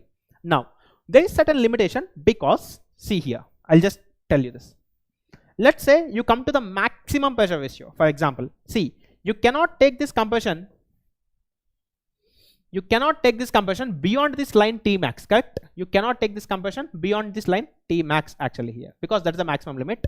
So let's say at maximum value of pressure ratio, you have some small heat addition like this, small heat addition, and this is what you have, which is T1, of course. Okay, in fact I am showing you just some gap, but let's say these lines are very close to each other. Okay, this gap is infinitesimal change in entropy. Okay, now in this cycle try to get something here. This is 2 triple dash, this is 3 triple dash, and this point is 4 triple dash. Okay, now practically means just for your understanding purpose I have just exaggerated this diagram, but let's say these two lines are very close. That means if these two lines are very close, this T2 triple dash will be almost same as T3 triple dash. Yes or no? Which means at maximum pressure ratio, because you cannot expand this beyond point T3. So at maximum pressure ratio, you can see T2 triple dash is almost same as T3 triple dash, and that's actually equal to your T maximum. Yes or no? And similarly, if you check this bottom heat ejection at constant pressure, T4 triple dash is almost same as T1, which is your T minimum actually. Can you understand this? Can you understand these things? Yes or no? Let's say if this point is very close to this, then this point T2 and T3 triple dash, the temperature difference between those two is very infinitesimal. Similarly here, this heat interaction happens at very infinitesimal temperature difference. Correct? Now tell me one thing, if this temperature and this temperature are almost same, and T4 triple dash and T1 triple dash are T1 is almost same, these processes are isentropic, these are isentropic. To what process I can assume this heat addition and heat ejection? Can anyone tell me what happens to this heat addition and this heat ejection here?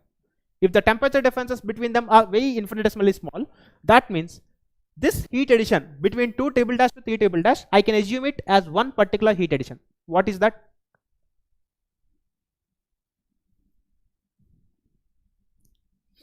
What is that?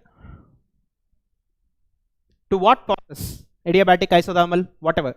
To what process I can assume or I can approximate this 2 table dash to 3 table dash?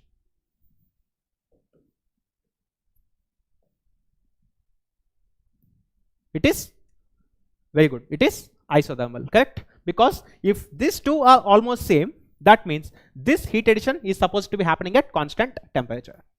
Isothermal. Is this points clear to all of you? Did you all understand this diagram? Each and every point.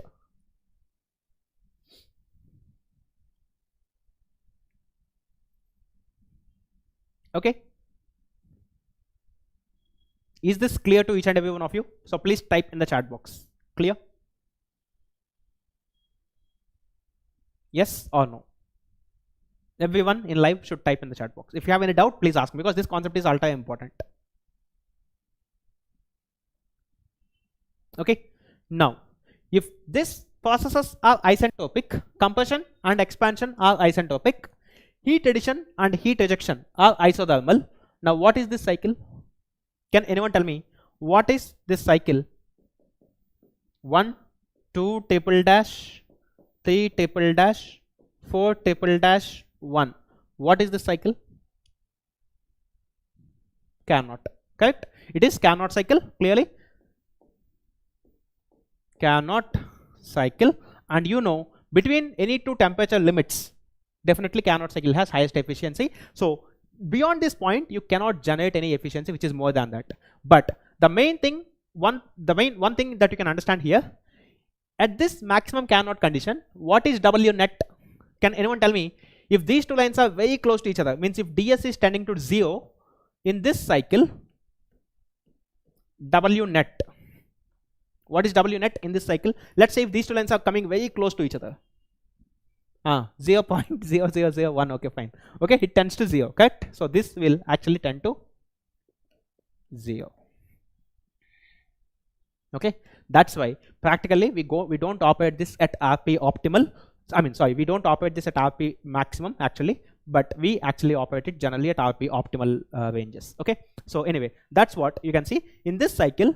Efficiency is at the top notch because of this understanding, and also, you know, as RP reaches the maximum limit, efficiency keeps on increasing because of this graph. You can see here, I have drawn in the beginning somewhere here.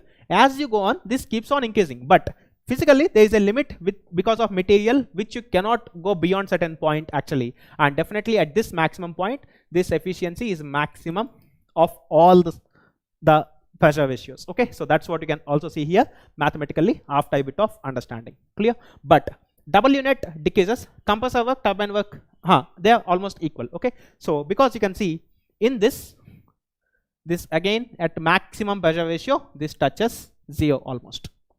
Clearly understand? At some part of the cycle, you have the maximum pressure ratio. If you keep on increasing the pressure ratios, you found out this W net keeps decreasing and finally it touches 0. Understood? This one slide, whatever is on the board right now, this is conceptually a very strong slide. So please tell me, is each and every point on this is clear or not?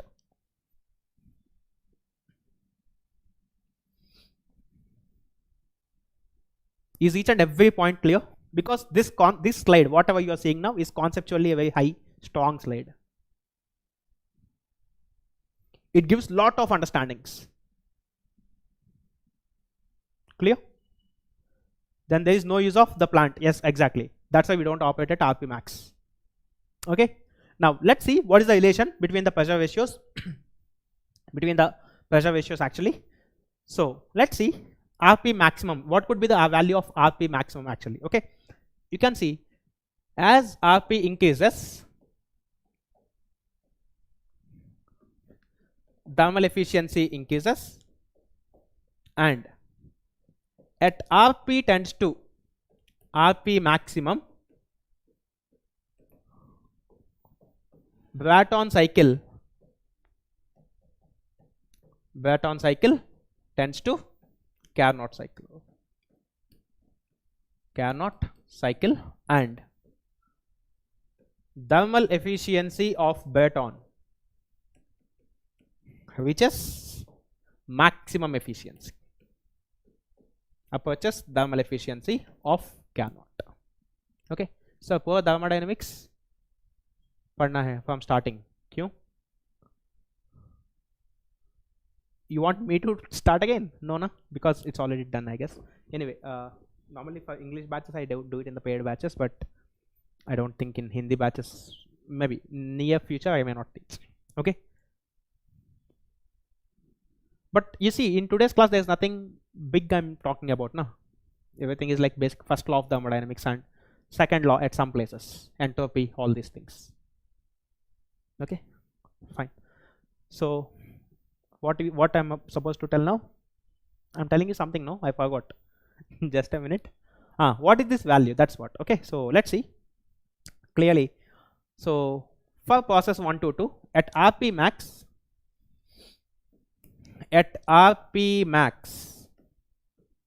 that is P2 by P1 is equal to P2 by P1 is equal to P2 by P1 is equal to RP max, actually RP maximum. You can understand T2. Okay, so P1 power 1 minus gamma into T1 power gamma is equal to P2 power 1 minus gamma into T2 power gamma, actually here. Okay, now P1 by P2 or P2 by P1 is equal to RP max whole power 1 minus gamma upon gamma is equal to T1 by T2, actually here. Okay, now clearly at this cycle this T2 and T3 dash are same, so this T2 which is here is very much close to T maximum, so this is very much equal to T minimum by T maximum.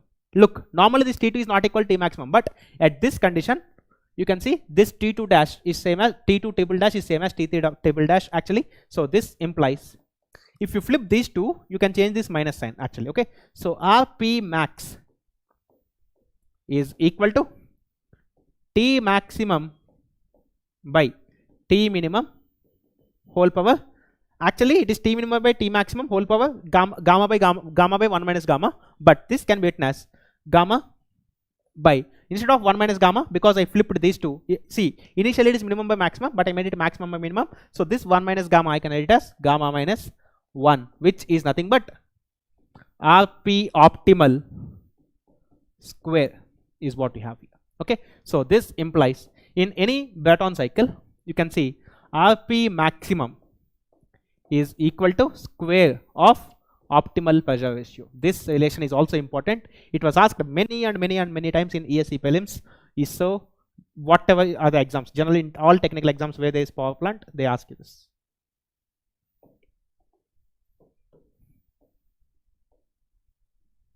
Okay, so this thermal efficiency converts and W net becomes very small, it tends to 0. So these are the learnings from this simple maths of Brayton cycle analysis. Okay, so this is the complete mathematical analysis, work interactions, whatever you see, all these things they have these expressions. Okay, so the maximum efficiency you can have at the Carnot efficiency, but you don't want to operate at Carnot efficiency because practically turbine don't generate any net work output. Okay, whatever the work generated by the turbine completely is utilized by the compressor. Okay, clear? Yes or no, guys? So please type in the chat box. Is this clear to all of you?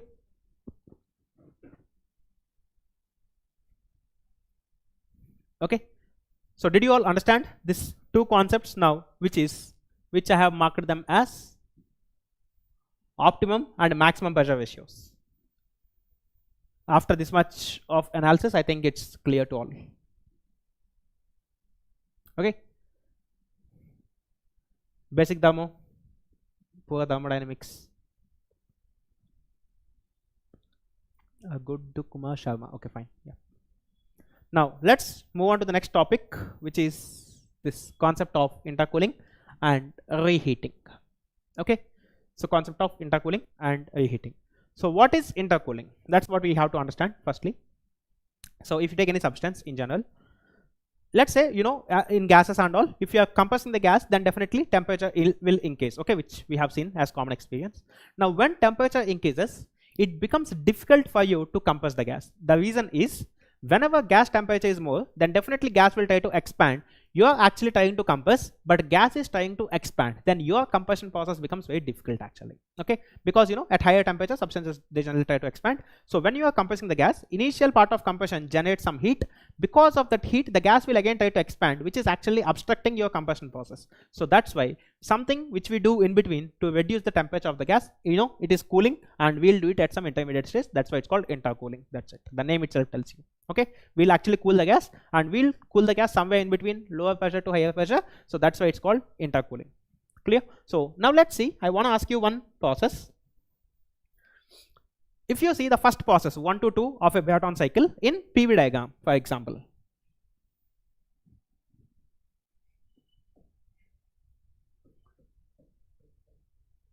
concept of intercooling.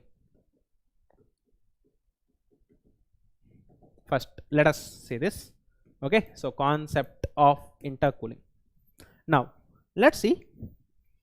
If we have PV diagram like this, P, V, and let's say this is pH equal to constant, and let's say this guy is PL is equal to constant.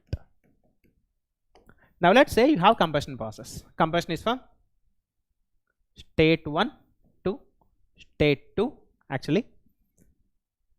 First of all, tell me one thing. Work interaction in this process is nothing but the area projected onto volume axis. Yes or no? Come on, type in the chat box. Is this what can I write? Work input in the compressor is nothing but integral. Okay, this is the area under the PV curve projected onto volume axis. Yes or no?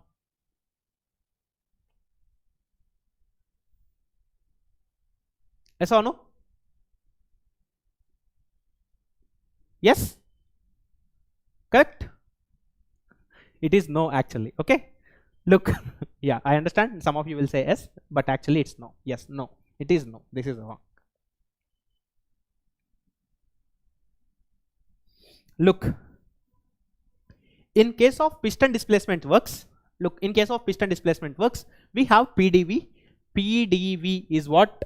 The piston displacement work. But we have seen in case of open flow devices, in case of open flow devices, work interaction of the control volume is equal to minus VdP.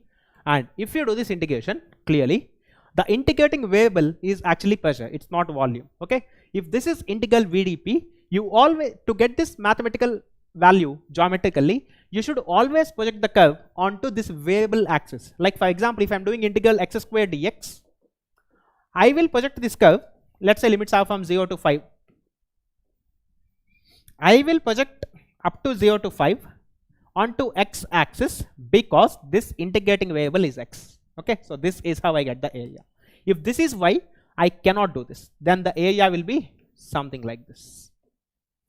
Okay, so always you should project onto that axis, which is the variable of integration. Clear? Is this clear to all of you? So that's why we have to project it onto pressure axis, not the volume axis. Clear? Now let's say if this is your work interaction,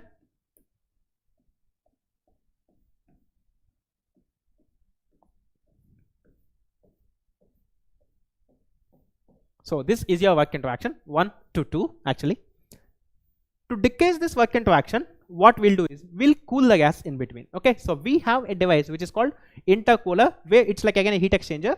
Basically from the compressed air at that same pressure, it will actually take the heat. So when it take out the heat, temperature, and at constant pressure you're doing this cooling, so definitely specific volume also comes down. So when specific volume again comes down, it is easy for you to further compress. Okay, not because if volume is trying to increase, you feel it difficult to compress, correct? So then again volume comes down. So basically I just want to tell you one more thing here. Let's say this is isothermal process. So this is 2 dash. This is your isothermal compression. Let's see. This is your isothermal compression. State 1 again. So 1 to 2 dash is isothermal compression. Isothermal compression, and clearly 1 to 2 is adiabatic compression. Of course, both are reversible. Clear? Both are reversible. This is adiabatic compression. And you know, definitely in case of adiabatic, we did more work, but physically again, practically we cannot conduct isothermal because isothermal is dead slow, and because to eliminate this isothermal, next best possible is again adiabatic. That's how we have adiabatic. So what we'll try to do is, see here, at some intermediate pressure, we will cool the gas. Let's say,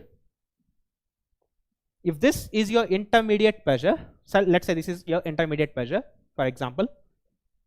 If this is P intermediate,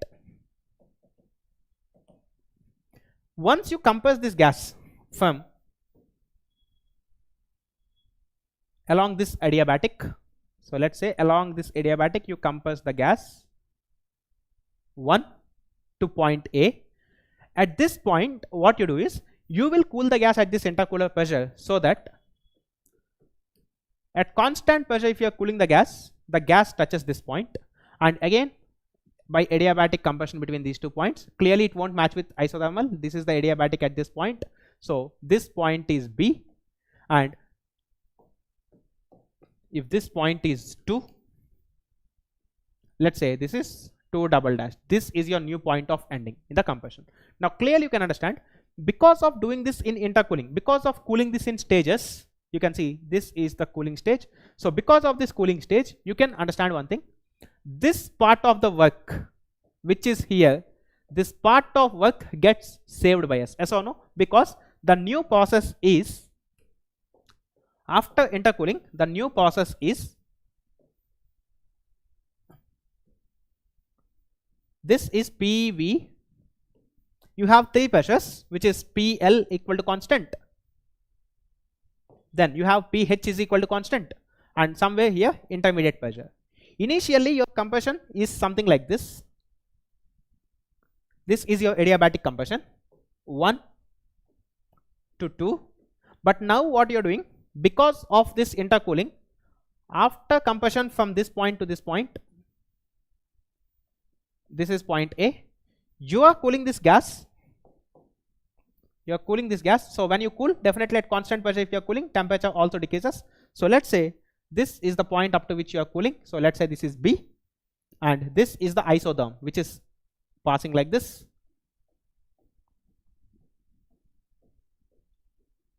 So this is the isotherm.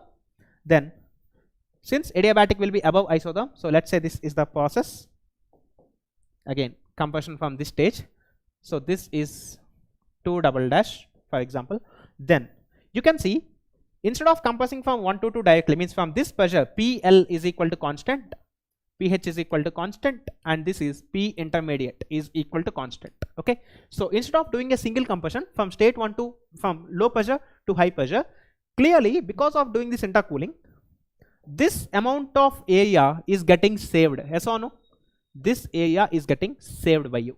So that means to take the gas from this pressure to this pressure pH, you are able to compress at a lesser amount of work by doing this intercooling. Correct? Can you all understand this? Because of intercooling, this part, whatever I have shaded, that energy is getting saved by you. Clear? Can you all understand this? So please type in the chat box, guys.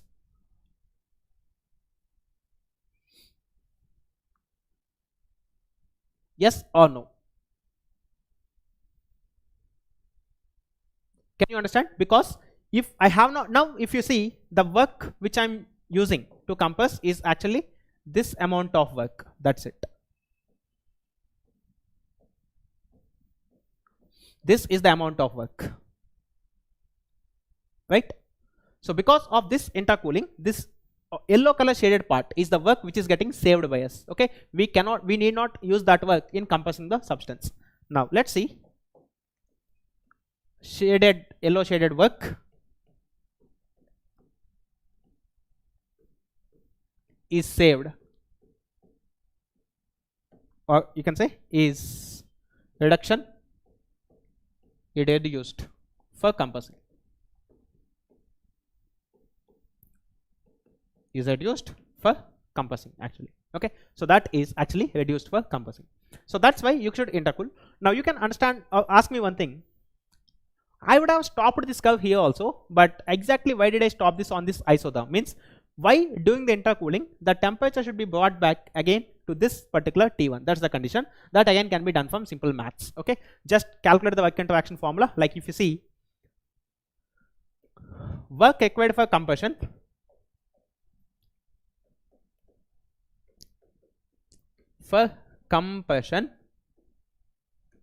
work required for compression is WC is equal to W12A plus WB2 2 table dash. That's what you have. Okay, so these are the two expressions. Means basically compression in the first stage, this is called first stage compression and this is called second stage compression. Normally the best or the highest stages of compressor I have seen is 14 stage. Okay, so 10 low stages and 4 high stages. Clear? So but anyway, in this for analysis purpose I'm just showing you a single two stage intercool compressor actually. So this is first stage, this is the second stage, and one intercooling between them. Okay, so let's see if you do this analysis, you will find out.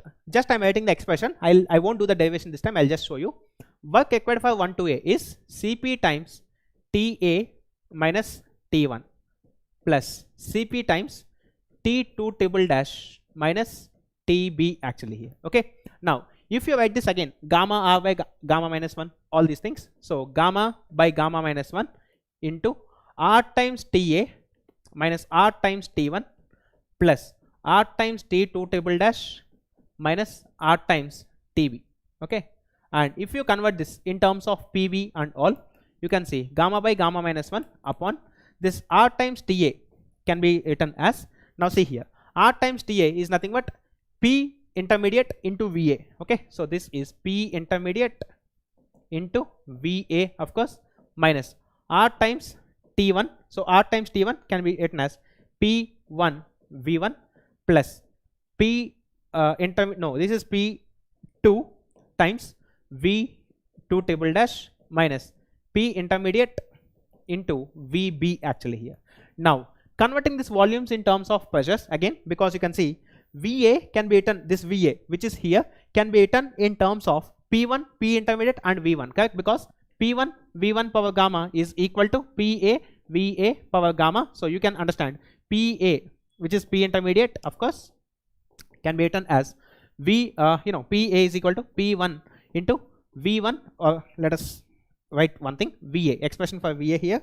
This gives you Va is equal to V1 into P1 by P intermediate whole power 1 by gamma. Why? Because this is actually Pa. Pa is nothing but Pa and Pb are both on this line. So definitely Pa can be replaced with P intermediate. Similarly, if you write for 2 table dash and B, you can see Pb Vb power gamma is equal to P2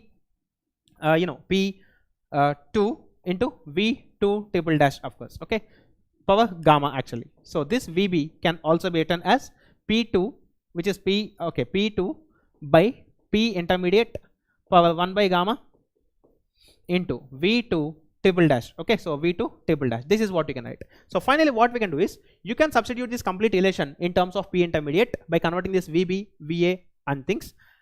Then you will observe for minimum work input to the compressor, because if you want to compress the substance from PL to pH at minimum work, for minimum WC we have W net or W of the compressor divided by WP intermediate is equal to 0, because after converting you will see only P intermediate is the variable here. Okay, so this P intermediate only can be changed right from PL to pH. So if you calculate this P intermediate, then you will observe P intermediate will be equal to, after doing the derivation, simplifying gammas and everything like how I have done previously, if you see, you will see this is P1 or PL into pH is what you will see actually.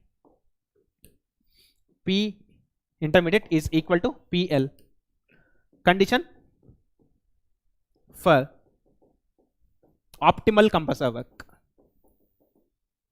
Optimal compressor work actually. Okay, so this is the condition for optimal compressor work. So if you want to have the least work of compression, then definitely this P intermediate should be the geometric mean of PL and PH actually here.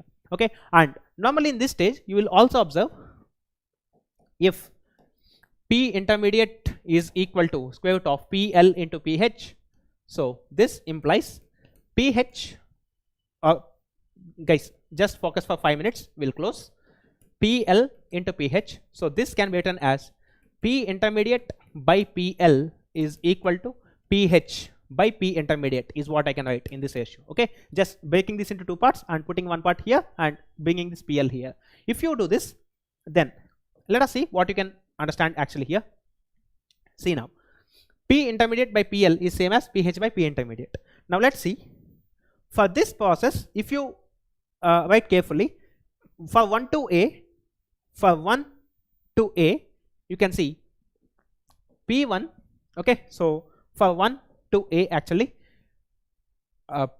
P1 power 1 minus gamma into T1 power gamma is equal to PA power 1 minus gamma into TA power gamma is what you have here. Okay, and P2 power 1 minus gamma, T2 power gamma is equal to PB power 1 minus gamma into TB power gamma actually. This is what you have here. Now, if you write this relation for T1 and TA, try to understand here.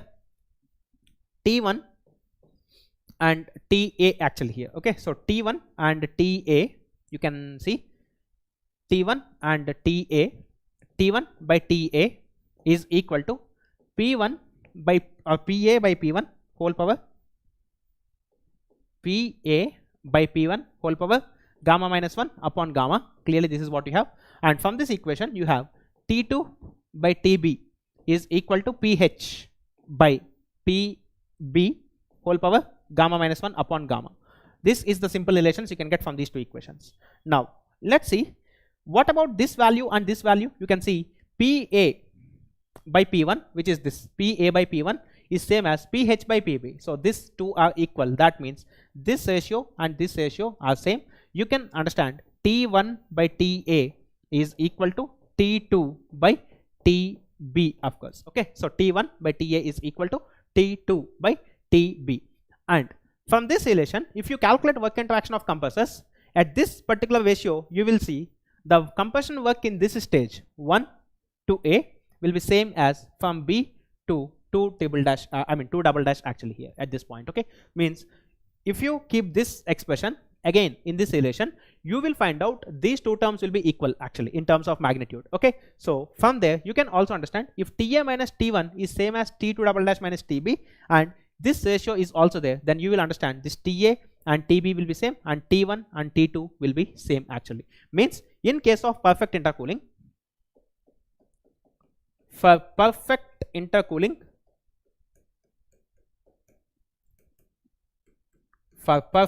intercooling, what you know is actually, look, please try out the math. If you are very much interested, then just please go to the maths. Okay, so this expression, if you substitute here, you will understand these two quantities will actually give you the same thing.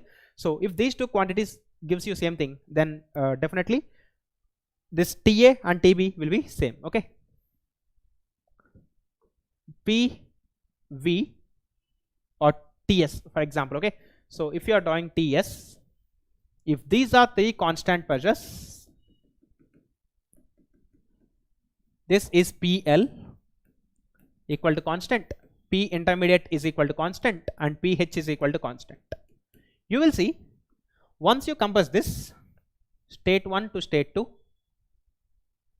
once you compress this from state 1 to state 2 actually, 1 to 2, then using this compression process you will again cool it to the initial condition. Okay, so you will again cool this gas to the same initial temperature like this. Okay, so these two will be same actually. So you will cool this to the same initial temperature, and this is A, this point is A actually, this point is B, and finally you will again raise it to the same temperature B actually here. I mean this is 2, this point is 2, and these two are again at same temperature. Clear? And the pressure is like this, pH is equal to constant. So this is pH is equal to constant. So this is how you actually do the perfect compression, such that the temperature at these 2 points is same. T2 is equal to TA and TB is equal to T1. This actually implies T2 minus TB is same as TA minus T1, and this implies W in the stage 1 to A is same as W in the stage B to 2 actually. So this is the case of perfect intercooling, and this is only for single stage intercooling, means there is 2-stage compression. If you generally have n stages, the formula that generally you can use is for a n stage compressor. For a n stage compressor means it has n minus 1 intercoolings. For n stage compressor, the optimal values of pressures are in geometric progression. They are in geometric progression. You can actually derive that if you take three stages of intercooling, and if you do differentiation at equal to 0, you will find out that is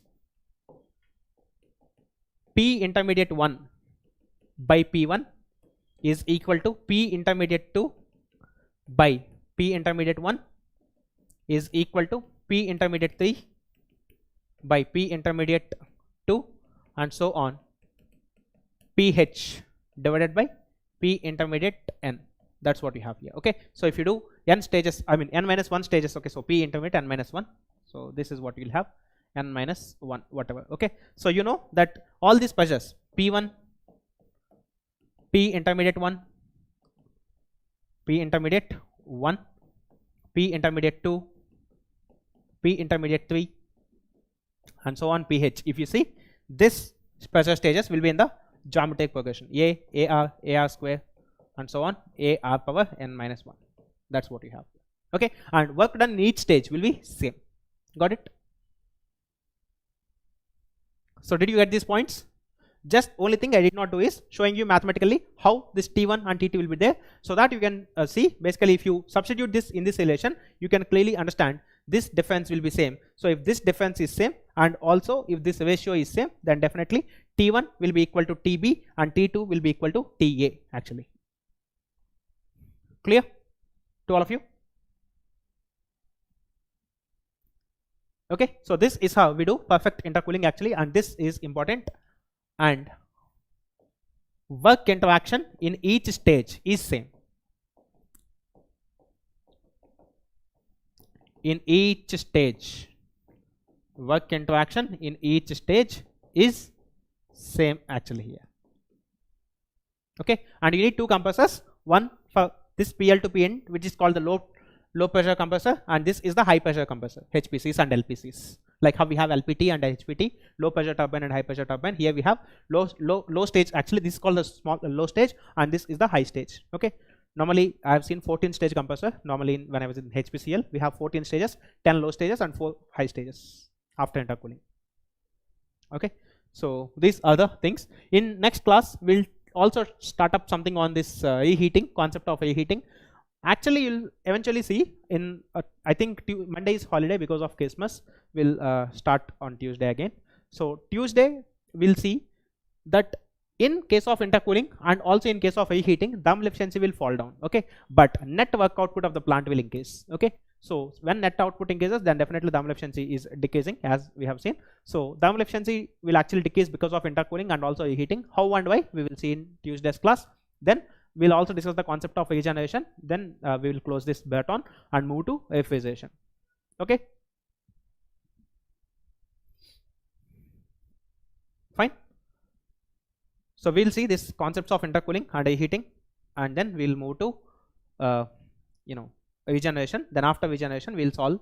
We'll start refrigeration. Okay, and one class for air conditioning. Then one class for compressors and turbines, some steam turbines, basics, pressure compounding, velocity compounding. I'll give you these things. Then we'll see compressible flows for 2 classes. Okay. So meanwhile, I have given some problems actually which you can solve. Maybe 1-2 questions you can solve in between. So please solve these questions. I think heat supplied, all these basic calculations. Yes, this is again 3-stage air compressor, optimum pressure ratio question. and this is again I think some isentropic efficiency or something is given in this. Both turbines have separate combustion chambers. Okay, this is also a simple question you can do. A gas turbine develops 150 regenerator. Okay, I'll tell you what is regeneration in next class. Okay, so in today's class we have seen basically the concepts of Brayton cycle. Then we have also seen RP optimal and RP max. We have seen why there is certain limitation for this maximum pressure ratio, and then we have also seen the concept of intercooling. So these are the things that we have seen in today's class.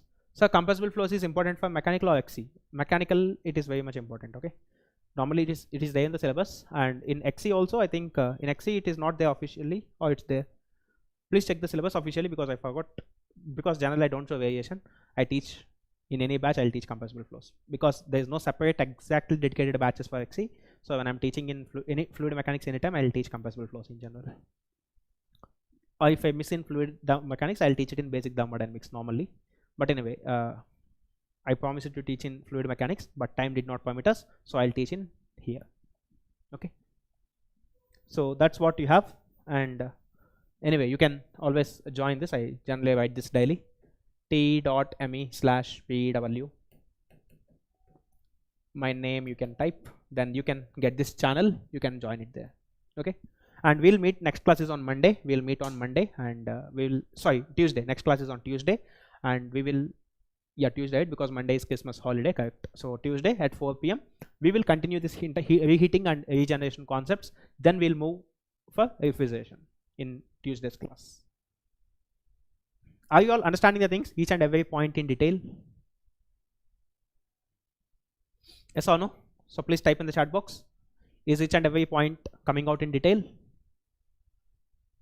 Okay, all these things, I thought of showing you in Brayton cycle, so that's why I'm showing all these important graphs, whatever. This especially this slide is highly conceptual slide. Fine. So then if things are fine, then that's it for today. Thank you. We'll meet again on next Tuesday at 4 p.m. Okay, so fine, then take care. Any doubts, quick questions, any quick questions you have, you can ask me.